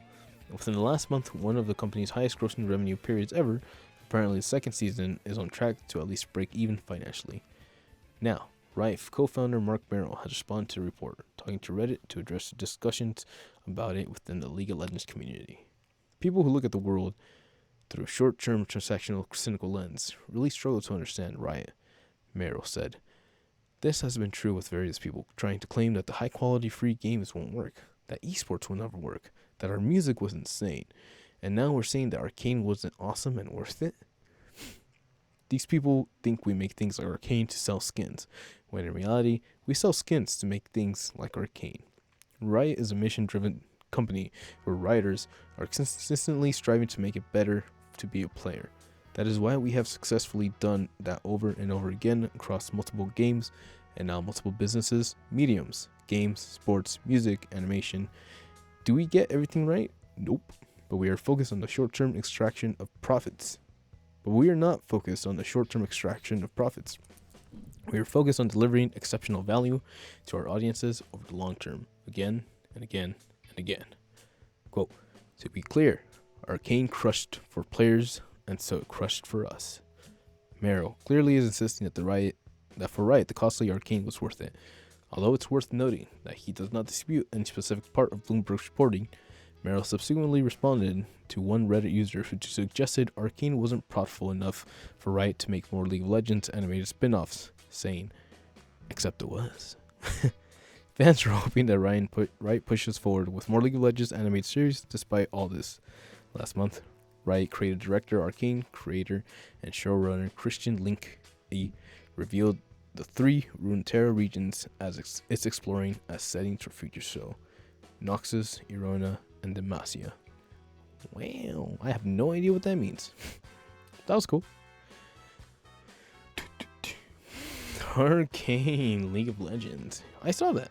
That was pretty good. And it had a lot of heart to it, and it felt like, yeah, it didn't really feel like fluff, right? And even a lot of the character writing was very well done. I've always said that while narrative writings are my favorite, it is my favorite because the characters that are able to push a story forward, or the supporting characters that elevate the main characters, is what really sells it. So I quite very much enjoyed that show. A lot of things happen in there, a lot of threads to follow, but if you kept an open mind and if you tried to listen, it was pretty damn cool. So hey, here's to more awesome adventures in the future, and respect, huge respect for the team that works on art for art's sake. Art gratis artis. Ish. So, thank you, good sirs, over in the Arcane universe or League of Legends community. I'm gonna have to start looking into it eventually. I think I'll wait until I buy a PC, which will be forever, but man, if I didn't say I was interested, and real talk, with my brain, I feel like I can fuck shit up in League. Anyways, moving on to something a little bit serious. We're gonna get into a bit rougher of the news, but bear with me. It's things gonna be talked about, and hopefully we'll come out on the other side better for it. So hold on tight. Ikuzo. Former Johnnies and associated members file lawsuit in U.S. against talent agency about late founder's sexual abuse. It's by Alex Mateo over at Anime News Network. Article below contains references to sexual abuse and child abuse. Viewer discretion advice. Listener discretion advice. YouTuber discretion advice. Twitcher discretion advice. Facebooker discretion advice. Twitch user expression. Oh no, Twitter user expression advice. Junya Takana Kick user advice. And Kyohei Iria, former members of the talent agency previously known as Johnnies and Associates, have filed a lawsuit in Clark County, Nevada against Johnnies. Takana claimed that the agency's late founder, Johnny Kitagawa, sexually abused him while he was 15 years old in March 1997 at a hotel in Las Vegas. Hotel. Iria claimed similar abuse from when he was 14 years old in August 2022. Tanaka also alleged regular abuse from 1997 to 1998, and Iria stated the same for 2022 to 2026. The two are each seeking US $50 million in compensatory damages and US $100 million in punitive damages. The lawsuit holds Kitagawa's niece, Julie Keiko Fujishima, and other former executives responsible for not taking action despite knowing about the abuse. Shit. Tanaka was a former member of Kansai Johnny Juniors. Iria was a former member of the founder of the boy band Kiss My Feet. Yeah. The talent agency previously known as Johnny's Associates changed its name to Star Entertainment in December 2020. Cute. In December 2023, the company's new president is Atsuhi Fukuda, who was previously the vice president of Sony Pictures Entertainment and also previously the president of CEO of Sony Digital Entertainment. Nice. The company had previously stated that it would establish a separately new entity to oversee talent management operations. Starto Entertainment stated that in addition to the company's current services, it will launch 3 new initiatives, establishing a music streaming platform, increasing global openness and overseas outreach, and entering the metaverse. Goddamn. Johnny's and Associates President Noriyuki Higashiyama announced in early October that the agency was changing its name to Smile Up starting in October 23, as part of the company's vision to earn back friends. Smile Up is responsible for handling the compensation measure for sexual abuse of the victims of agency's late founder Kitagawa, and stated that the process in November 2023, the company will shut down after compensation measures are completed. Higashiyama is still listed as president of Smile Up. After the October announcement, the idol group Johnny's West announced they have changed their name to West, with a period, removing the Johnny's from their name.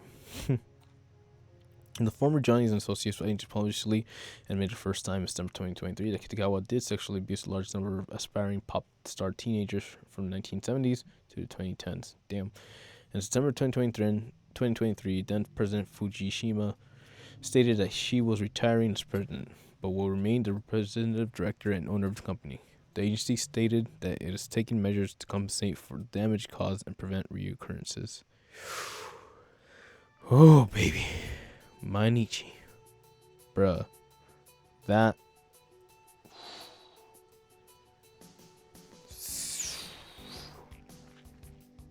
Nevada.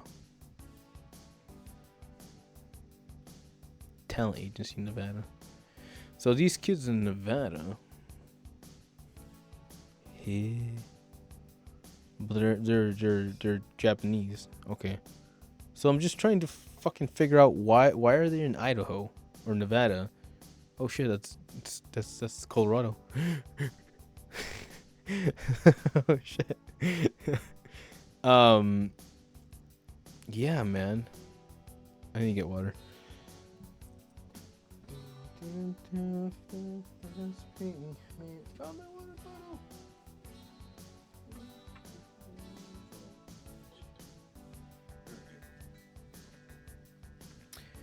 So, but like, did they operate here or did they operate in Japan? Because they're Japanese dudes.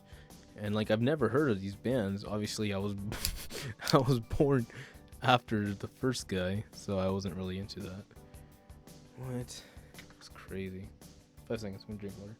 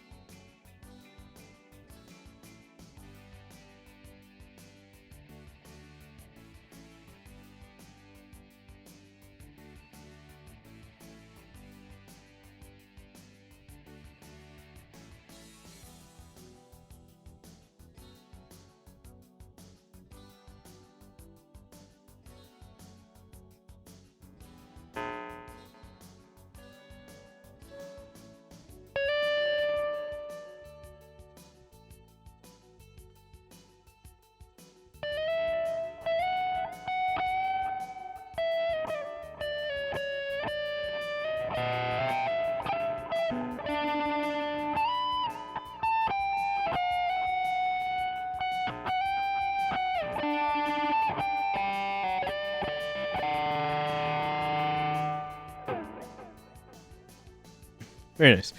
Oh, sorry about that. Okay, well, man, that's rough. Okay, so there's a talent agency, and they were trying to hang out, and then this guy does his own thing, and that's the thing that happened. So they're not American, but they operate in America. I don't really understand what's going on here. However, because it was in a hotel in Las Vegas.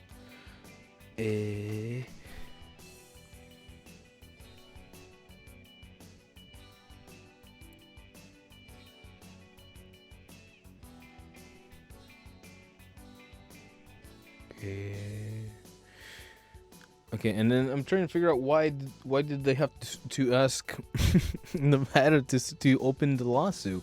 Why didn't they do it from Japan? But okay, all that's irrelevant. All that really matters is that these things happened, especially in an environment where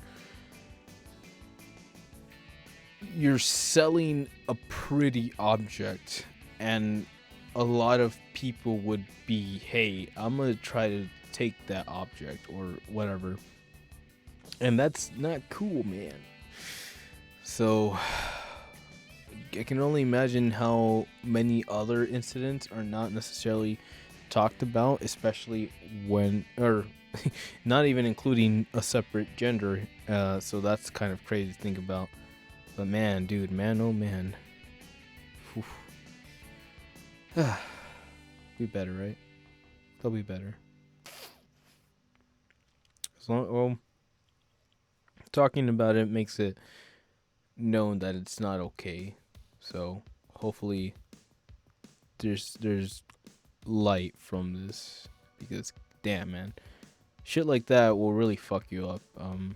I think I can imagine that, like, someone who hasn't really found themselves, much less understands why they're feeling certain emotions from certain interactions, must be in a fucking spiral of emotions when somebody is forcing themselves upon a developing mind. Not unfair, not fair, not cool. Fuck. Jeez Louises.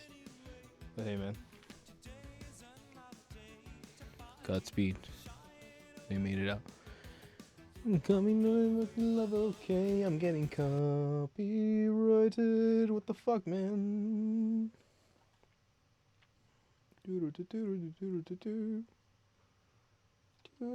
Oh. So, hey, man. Let's do better for the future.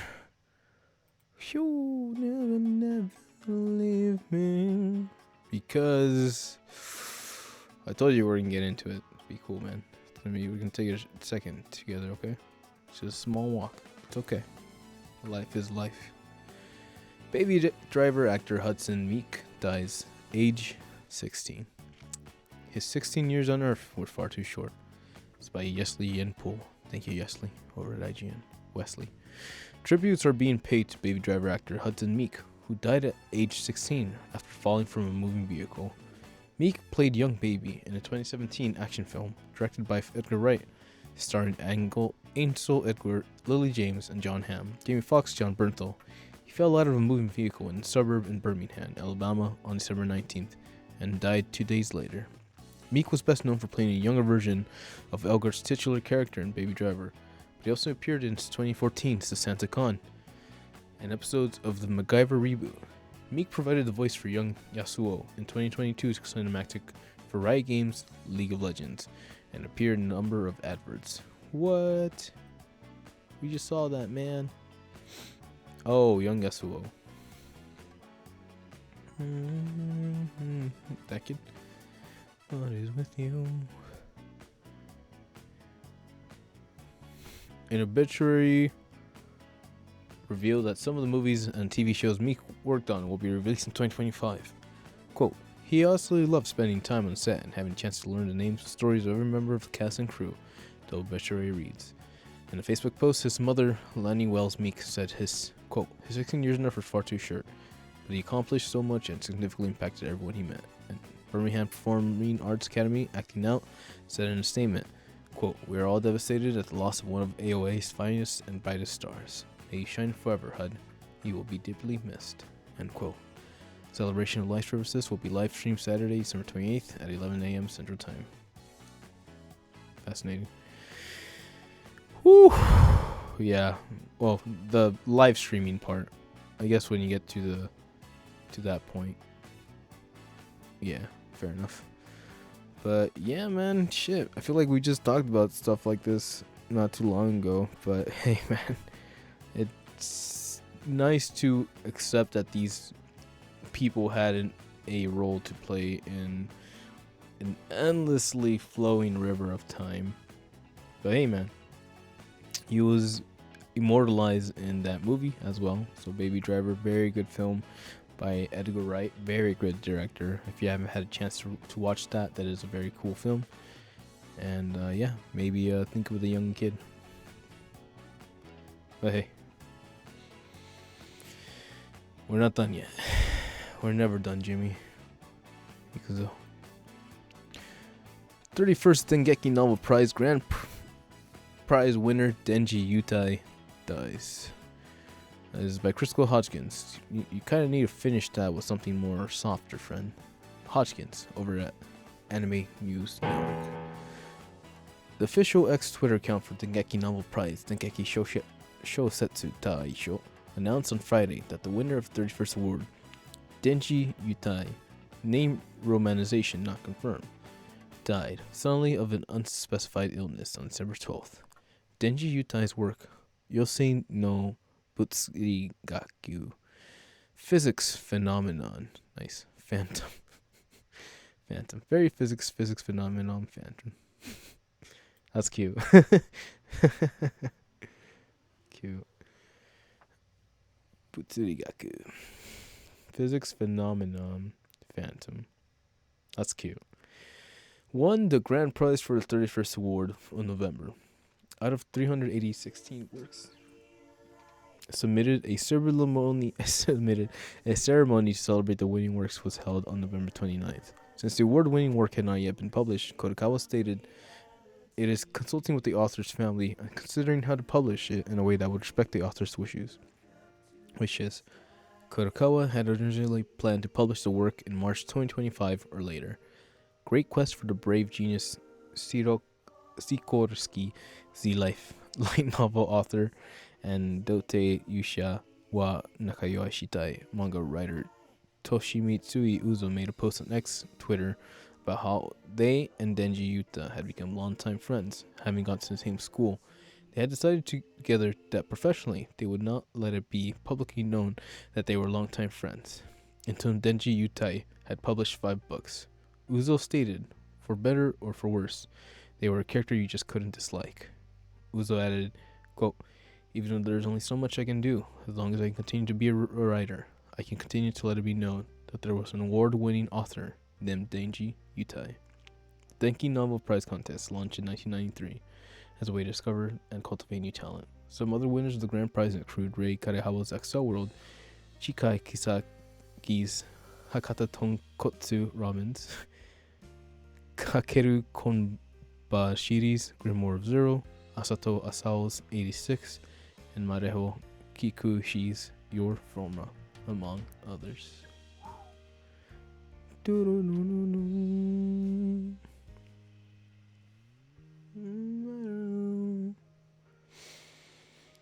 No. Well, this is a picture by the young man. Man.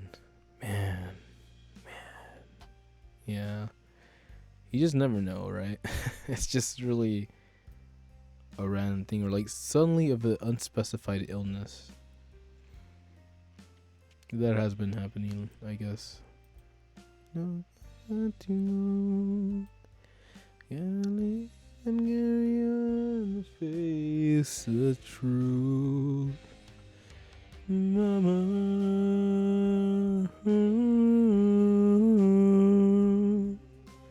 I don't wanna die. If never been mourned at all. Yep. Well, man, with such a good name too, man. Like this guy had potential, man. This guy had potential, bro. Oh man. All right. Well, what's the quote from Sonic 3? A star shines even though its light has burned. Oh, a light shines even though the star is gone. Yes, Keanu Reeves. Yes. So, and that's the one. That's the biggest one. I think that on the other side, for those of us who are left behind, for those of us that still remember what this person was, who they represented, and what they stood for, as long as you continue being a person or a force, you can continue to let me know there was an award-winning author named Denji Yutai. Godspeed. Mamma mia, mamma mia. So let's wrap this up. It's been rough. I know, but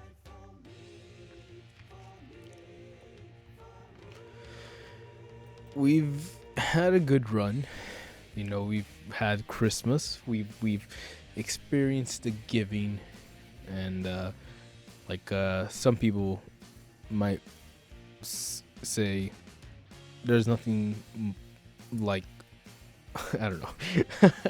It's about giving and taking, man. That's what makes the world go round. It's what it's said, be the love, man. And while we'll keep on moving forward, you know, the industry will keep on becoming what it needs to be, whether it becomes the anime movies, live action adaptations that America wants it to be, whether the indie video games made by one person can actually become a full-blown produced movie. Nobody really knows what's out there. Nobody really knows how it's going to end up. The best you can do is enjoy your time while we still have it. Because the year's about to end, my dudes. And with that, we move forward with a little bit of joy, a little bit of excitement, and a lot of hope. But hey, until then, we got one more. Christmas is over. But the spirit lives. It was by Ken Ikura Gross over at Anime News Network. Merry Christmas from around the world, Part X. Hide, I don't even know what that is. Mazero, Kaon, medalist. That one thing. One Piece. Nice. Tony Chopper celebrated his birthday on December 24th. Cute. Four Sons. Street Fighter. I'm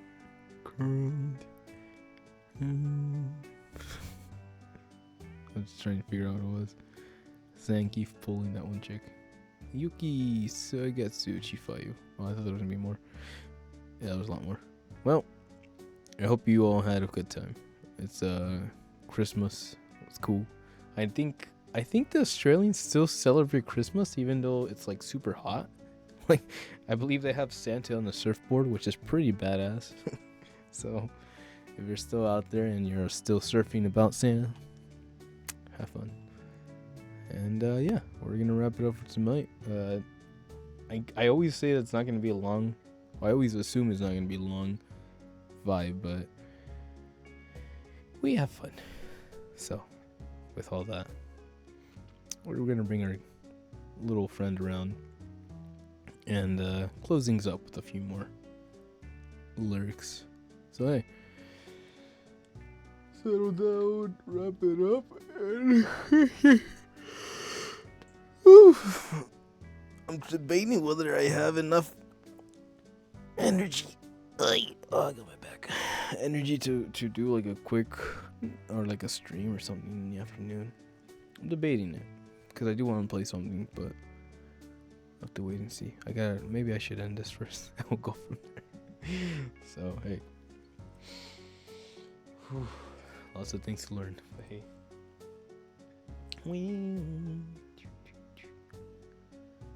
meant to be.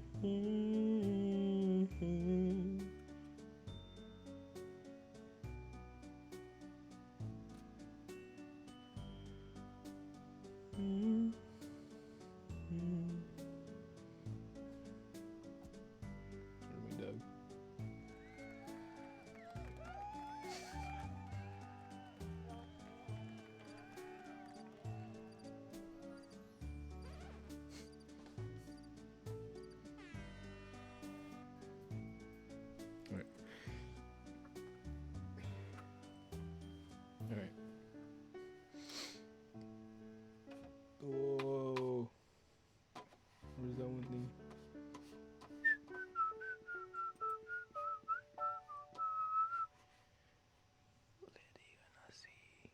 Where's the other one?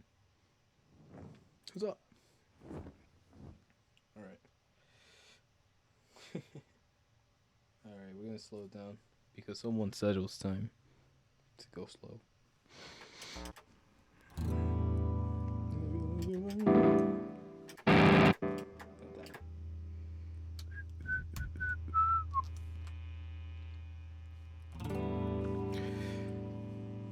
Alright. Well, yeah, man. It's gonna be the end of the year. It's interesting. I feel like a lot has happened, and at the same time, I feel like nothing has happened at all. I don't know if that's just like a product of surviving the after times, but hey, you'll never know. Ikuzo.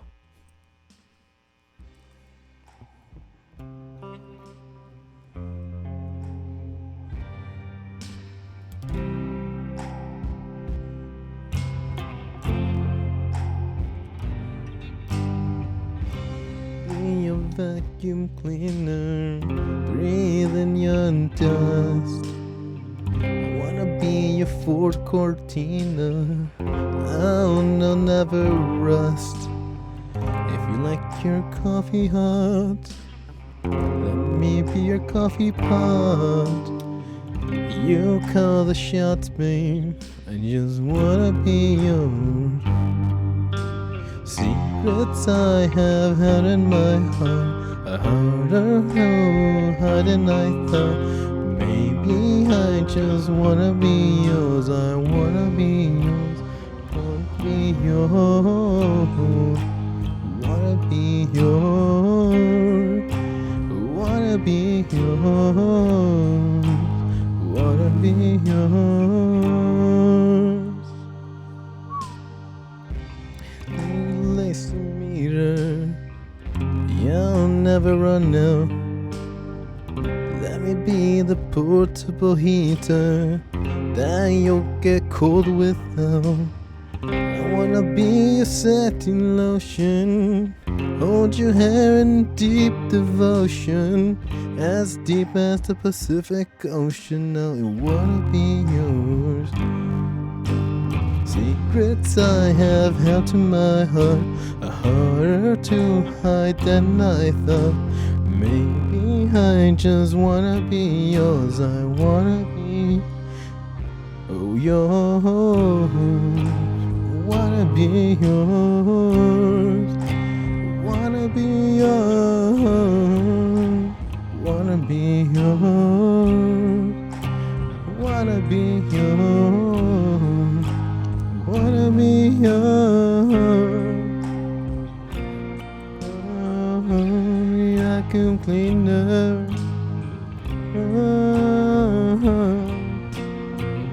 Wanna be your vacuum cleaner. Breathe in your dust. Wanna be your Ford Cortina. I'll never rust.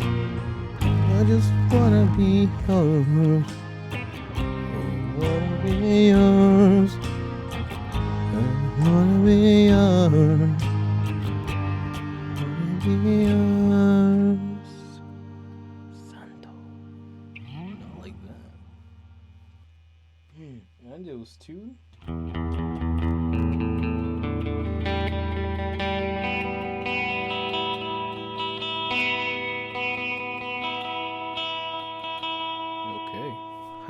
Hi.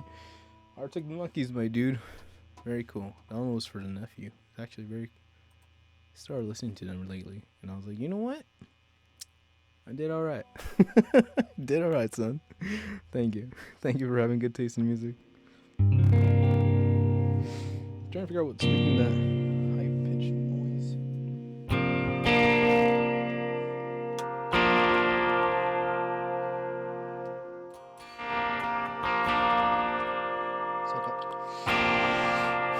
Well, let's do this. I think I got this. I probably don't got this. It's in Japanese. I am Mexican. With a little bit of raza. So hey, who knows? Is that what happened there? Framing, son. Framing. Alright. Let me get that back. Okay.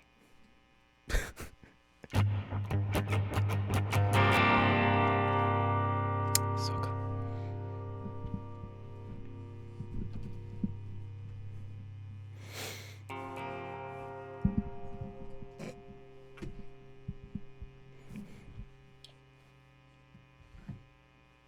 Really just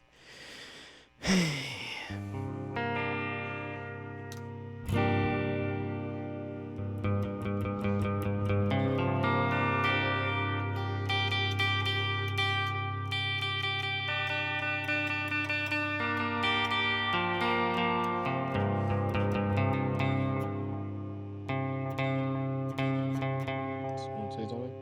Goddamn. Scary. Because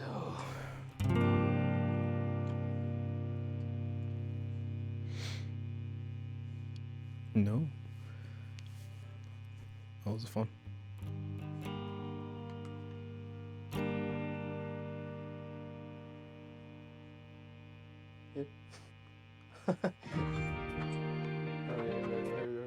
No, he said the thing.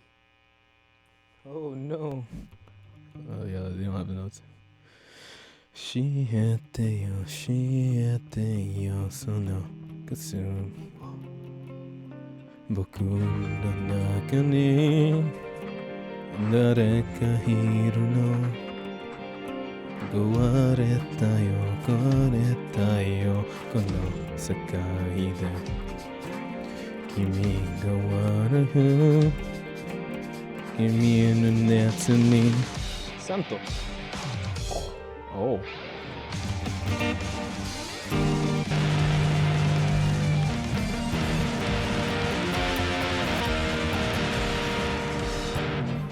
壊れた僕なんてな先を止めてほどけないもうほどけないよ真実さえ Freeze 壊すな壊すな壊れな壊れない余すなくつけて揺れた瞬間に世界にだどこか時のとって見えになって忘れたって僕のことを忘れないで誰か願いを世界をなく誰のあなたを刻んだ言われて僕のことを、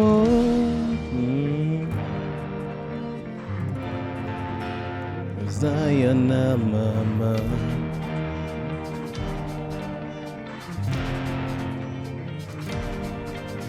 無限に広げる人が余る大好きに変わる帰国がされて動けない動けない動けない動けない動けない動けないよ Grabbing the world Is that the wrong chords? Fair enough. No, this sucks.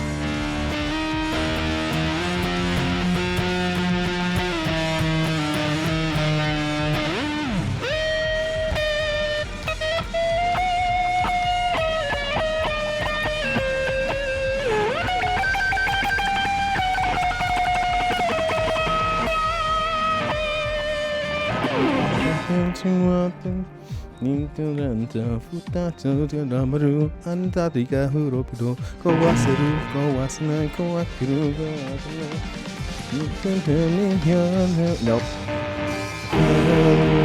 Everything.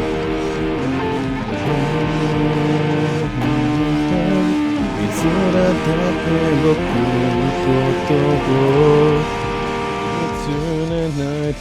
again.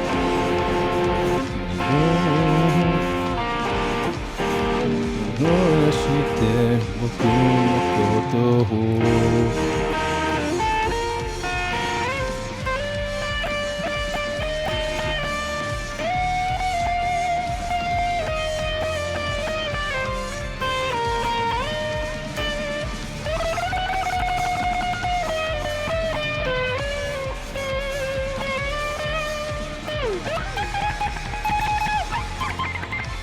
Yep.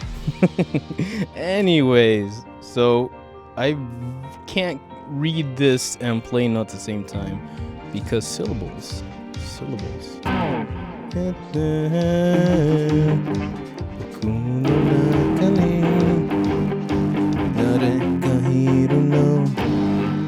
Yeah, that was disappointing. I hope you're as disappointed as I am. But anyways, I think what matters, yeah, because reading those syllables really is like, instead of just going for like the sentence, I have to keep up with the syllables, and that's not working out. Unless fucking blast the shit super loud. You shut the fuck up and you actually play the guitar. How about that?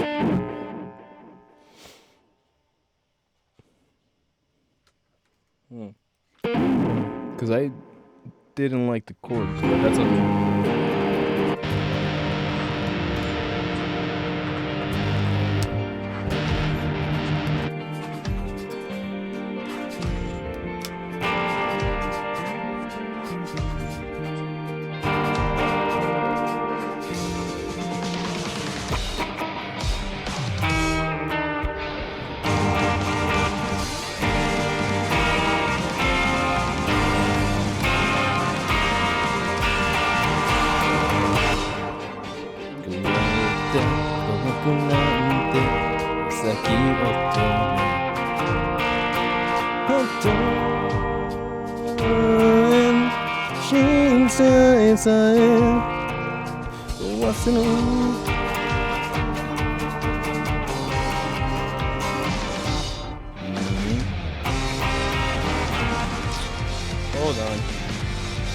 Hold on. The chords might be.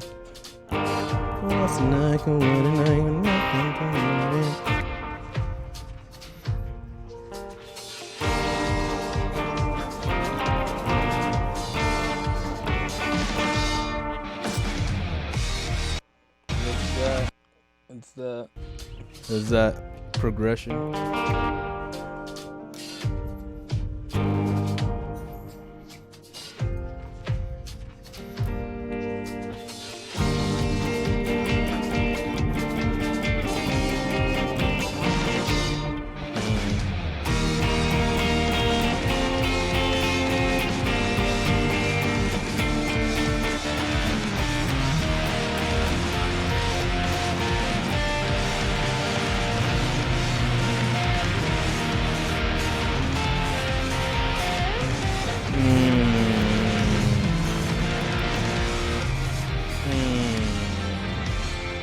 Third fret? Oh shit, I can't fucking transpose on this one because the ad blocker is good bullshit.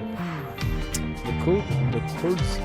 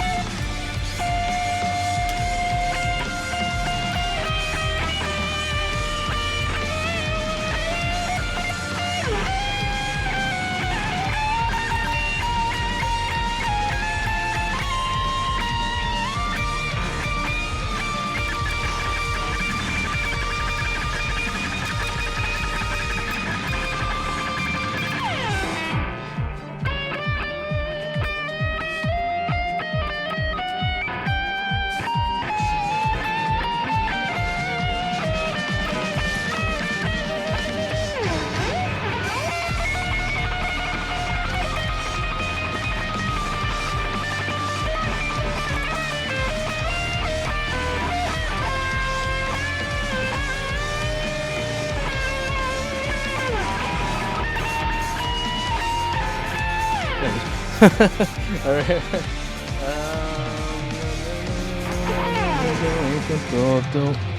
Or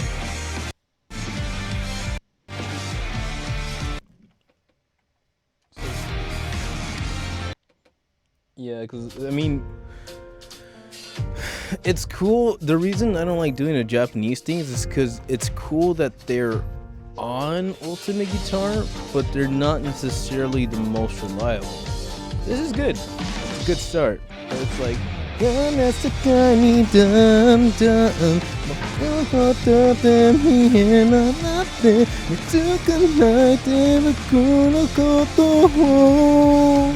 見つめないで誰か描いた世界の中であなたを傷ってたくはいない覚えて僕のことを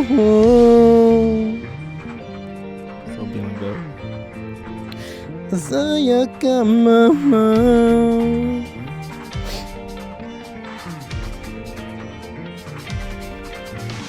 家に広がる鼓動量絡まる無着に磨くる記憶が咲いて動けない動けない動けない動けない動けない動けないよ Lovely no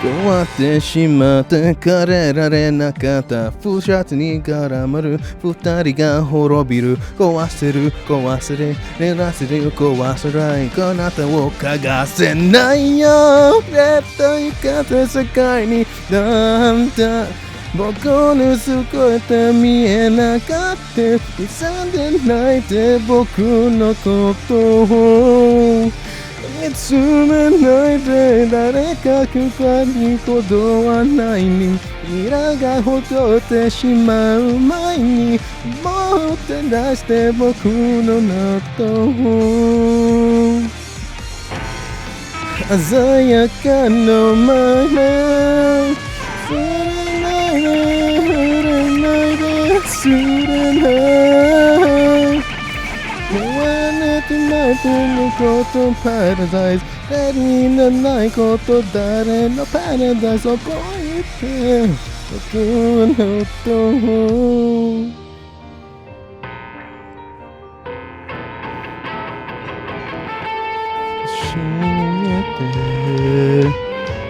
教えて僕の中に誰かいるの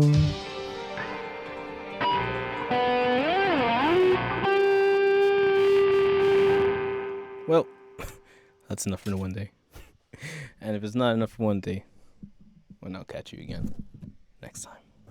But hey, till then, it's been your boys. Call me so Stitch. Till EXP 626. Hasta la próxima. Ciao. What?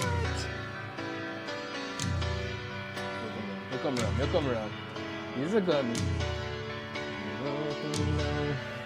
愛に感じてときめきへと動き出す世は忘れかけたと夢の訪れ Right on time さまよみないなら優しくお手れてそっと包んで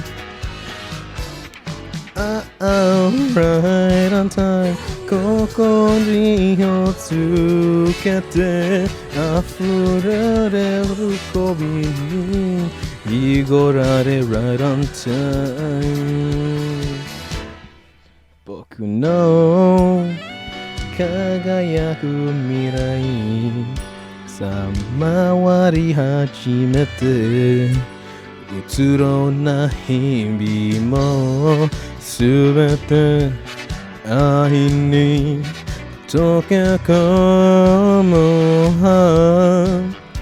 なんと噂今すぐ君のもと届けに行こう燃える心迷わず Right on time どこに走りなせ愛を光り出せ目もくらむほど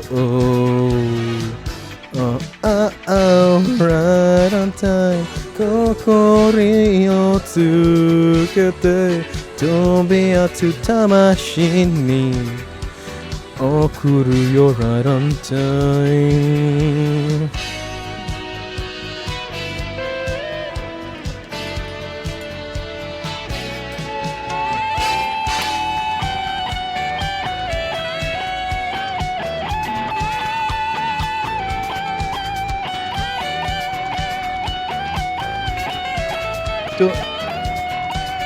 届けに行こう燃える心今こ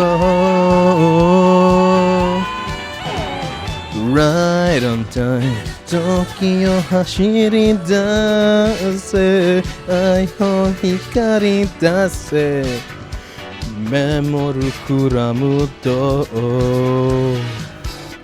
Right on time 心に火をつけて飛ばす試しに送るよ Right on time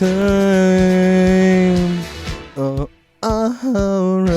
on time さまよ思いなら優しくお止めてとっと包んでRight on time 心にひつけて溢れる喜びに広がれ Right on time Right on time 時を走り出せ愛を光り出せ守るかもと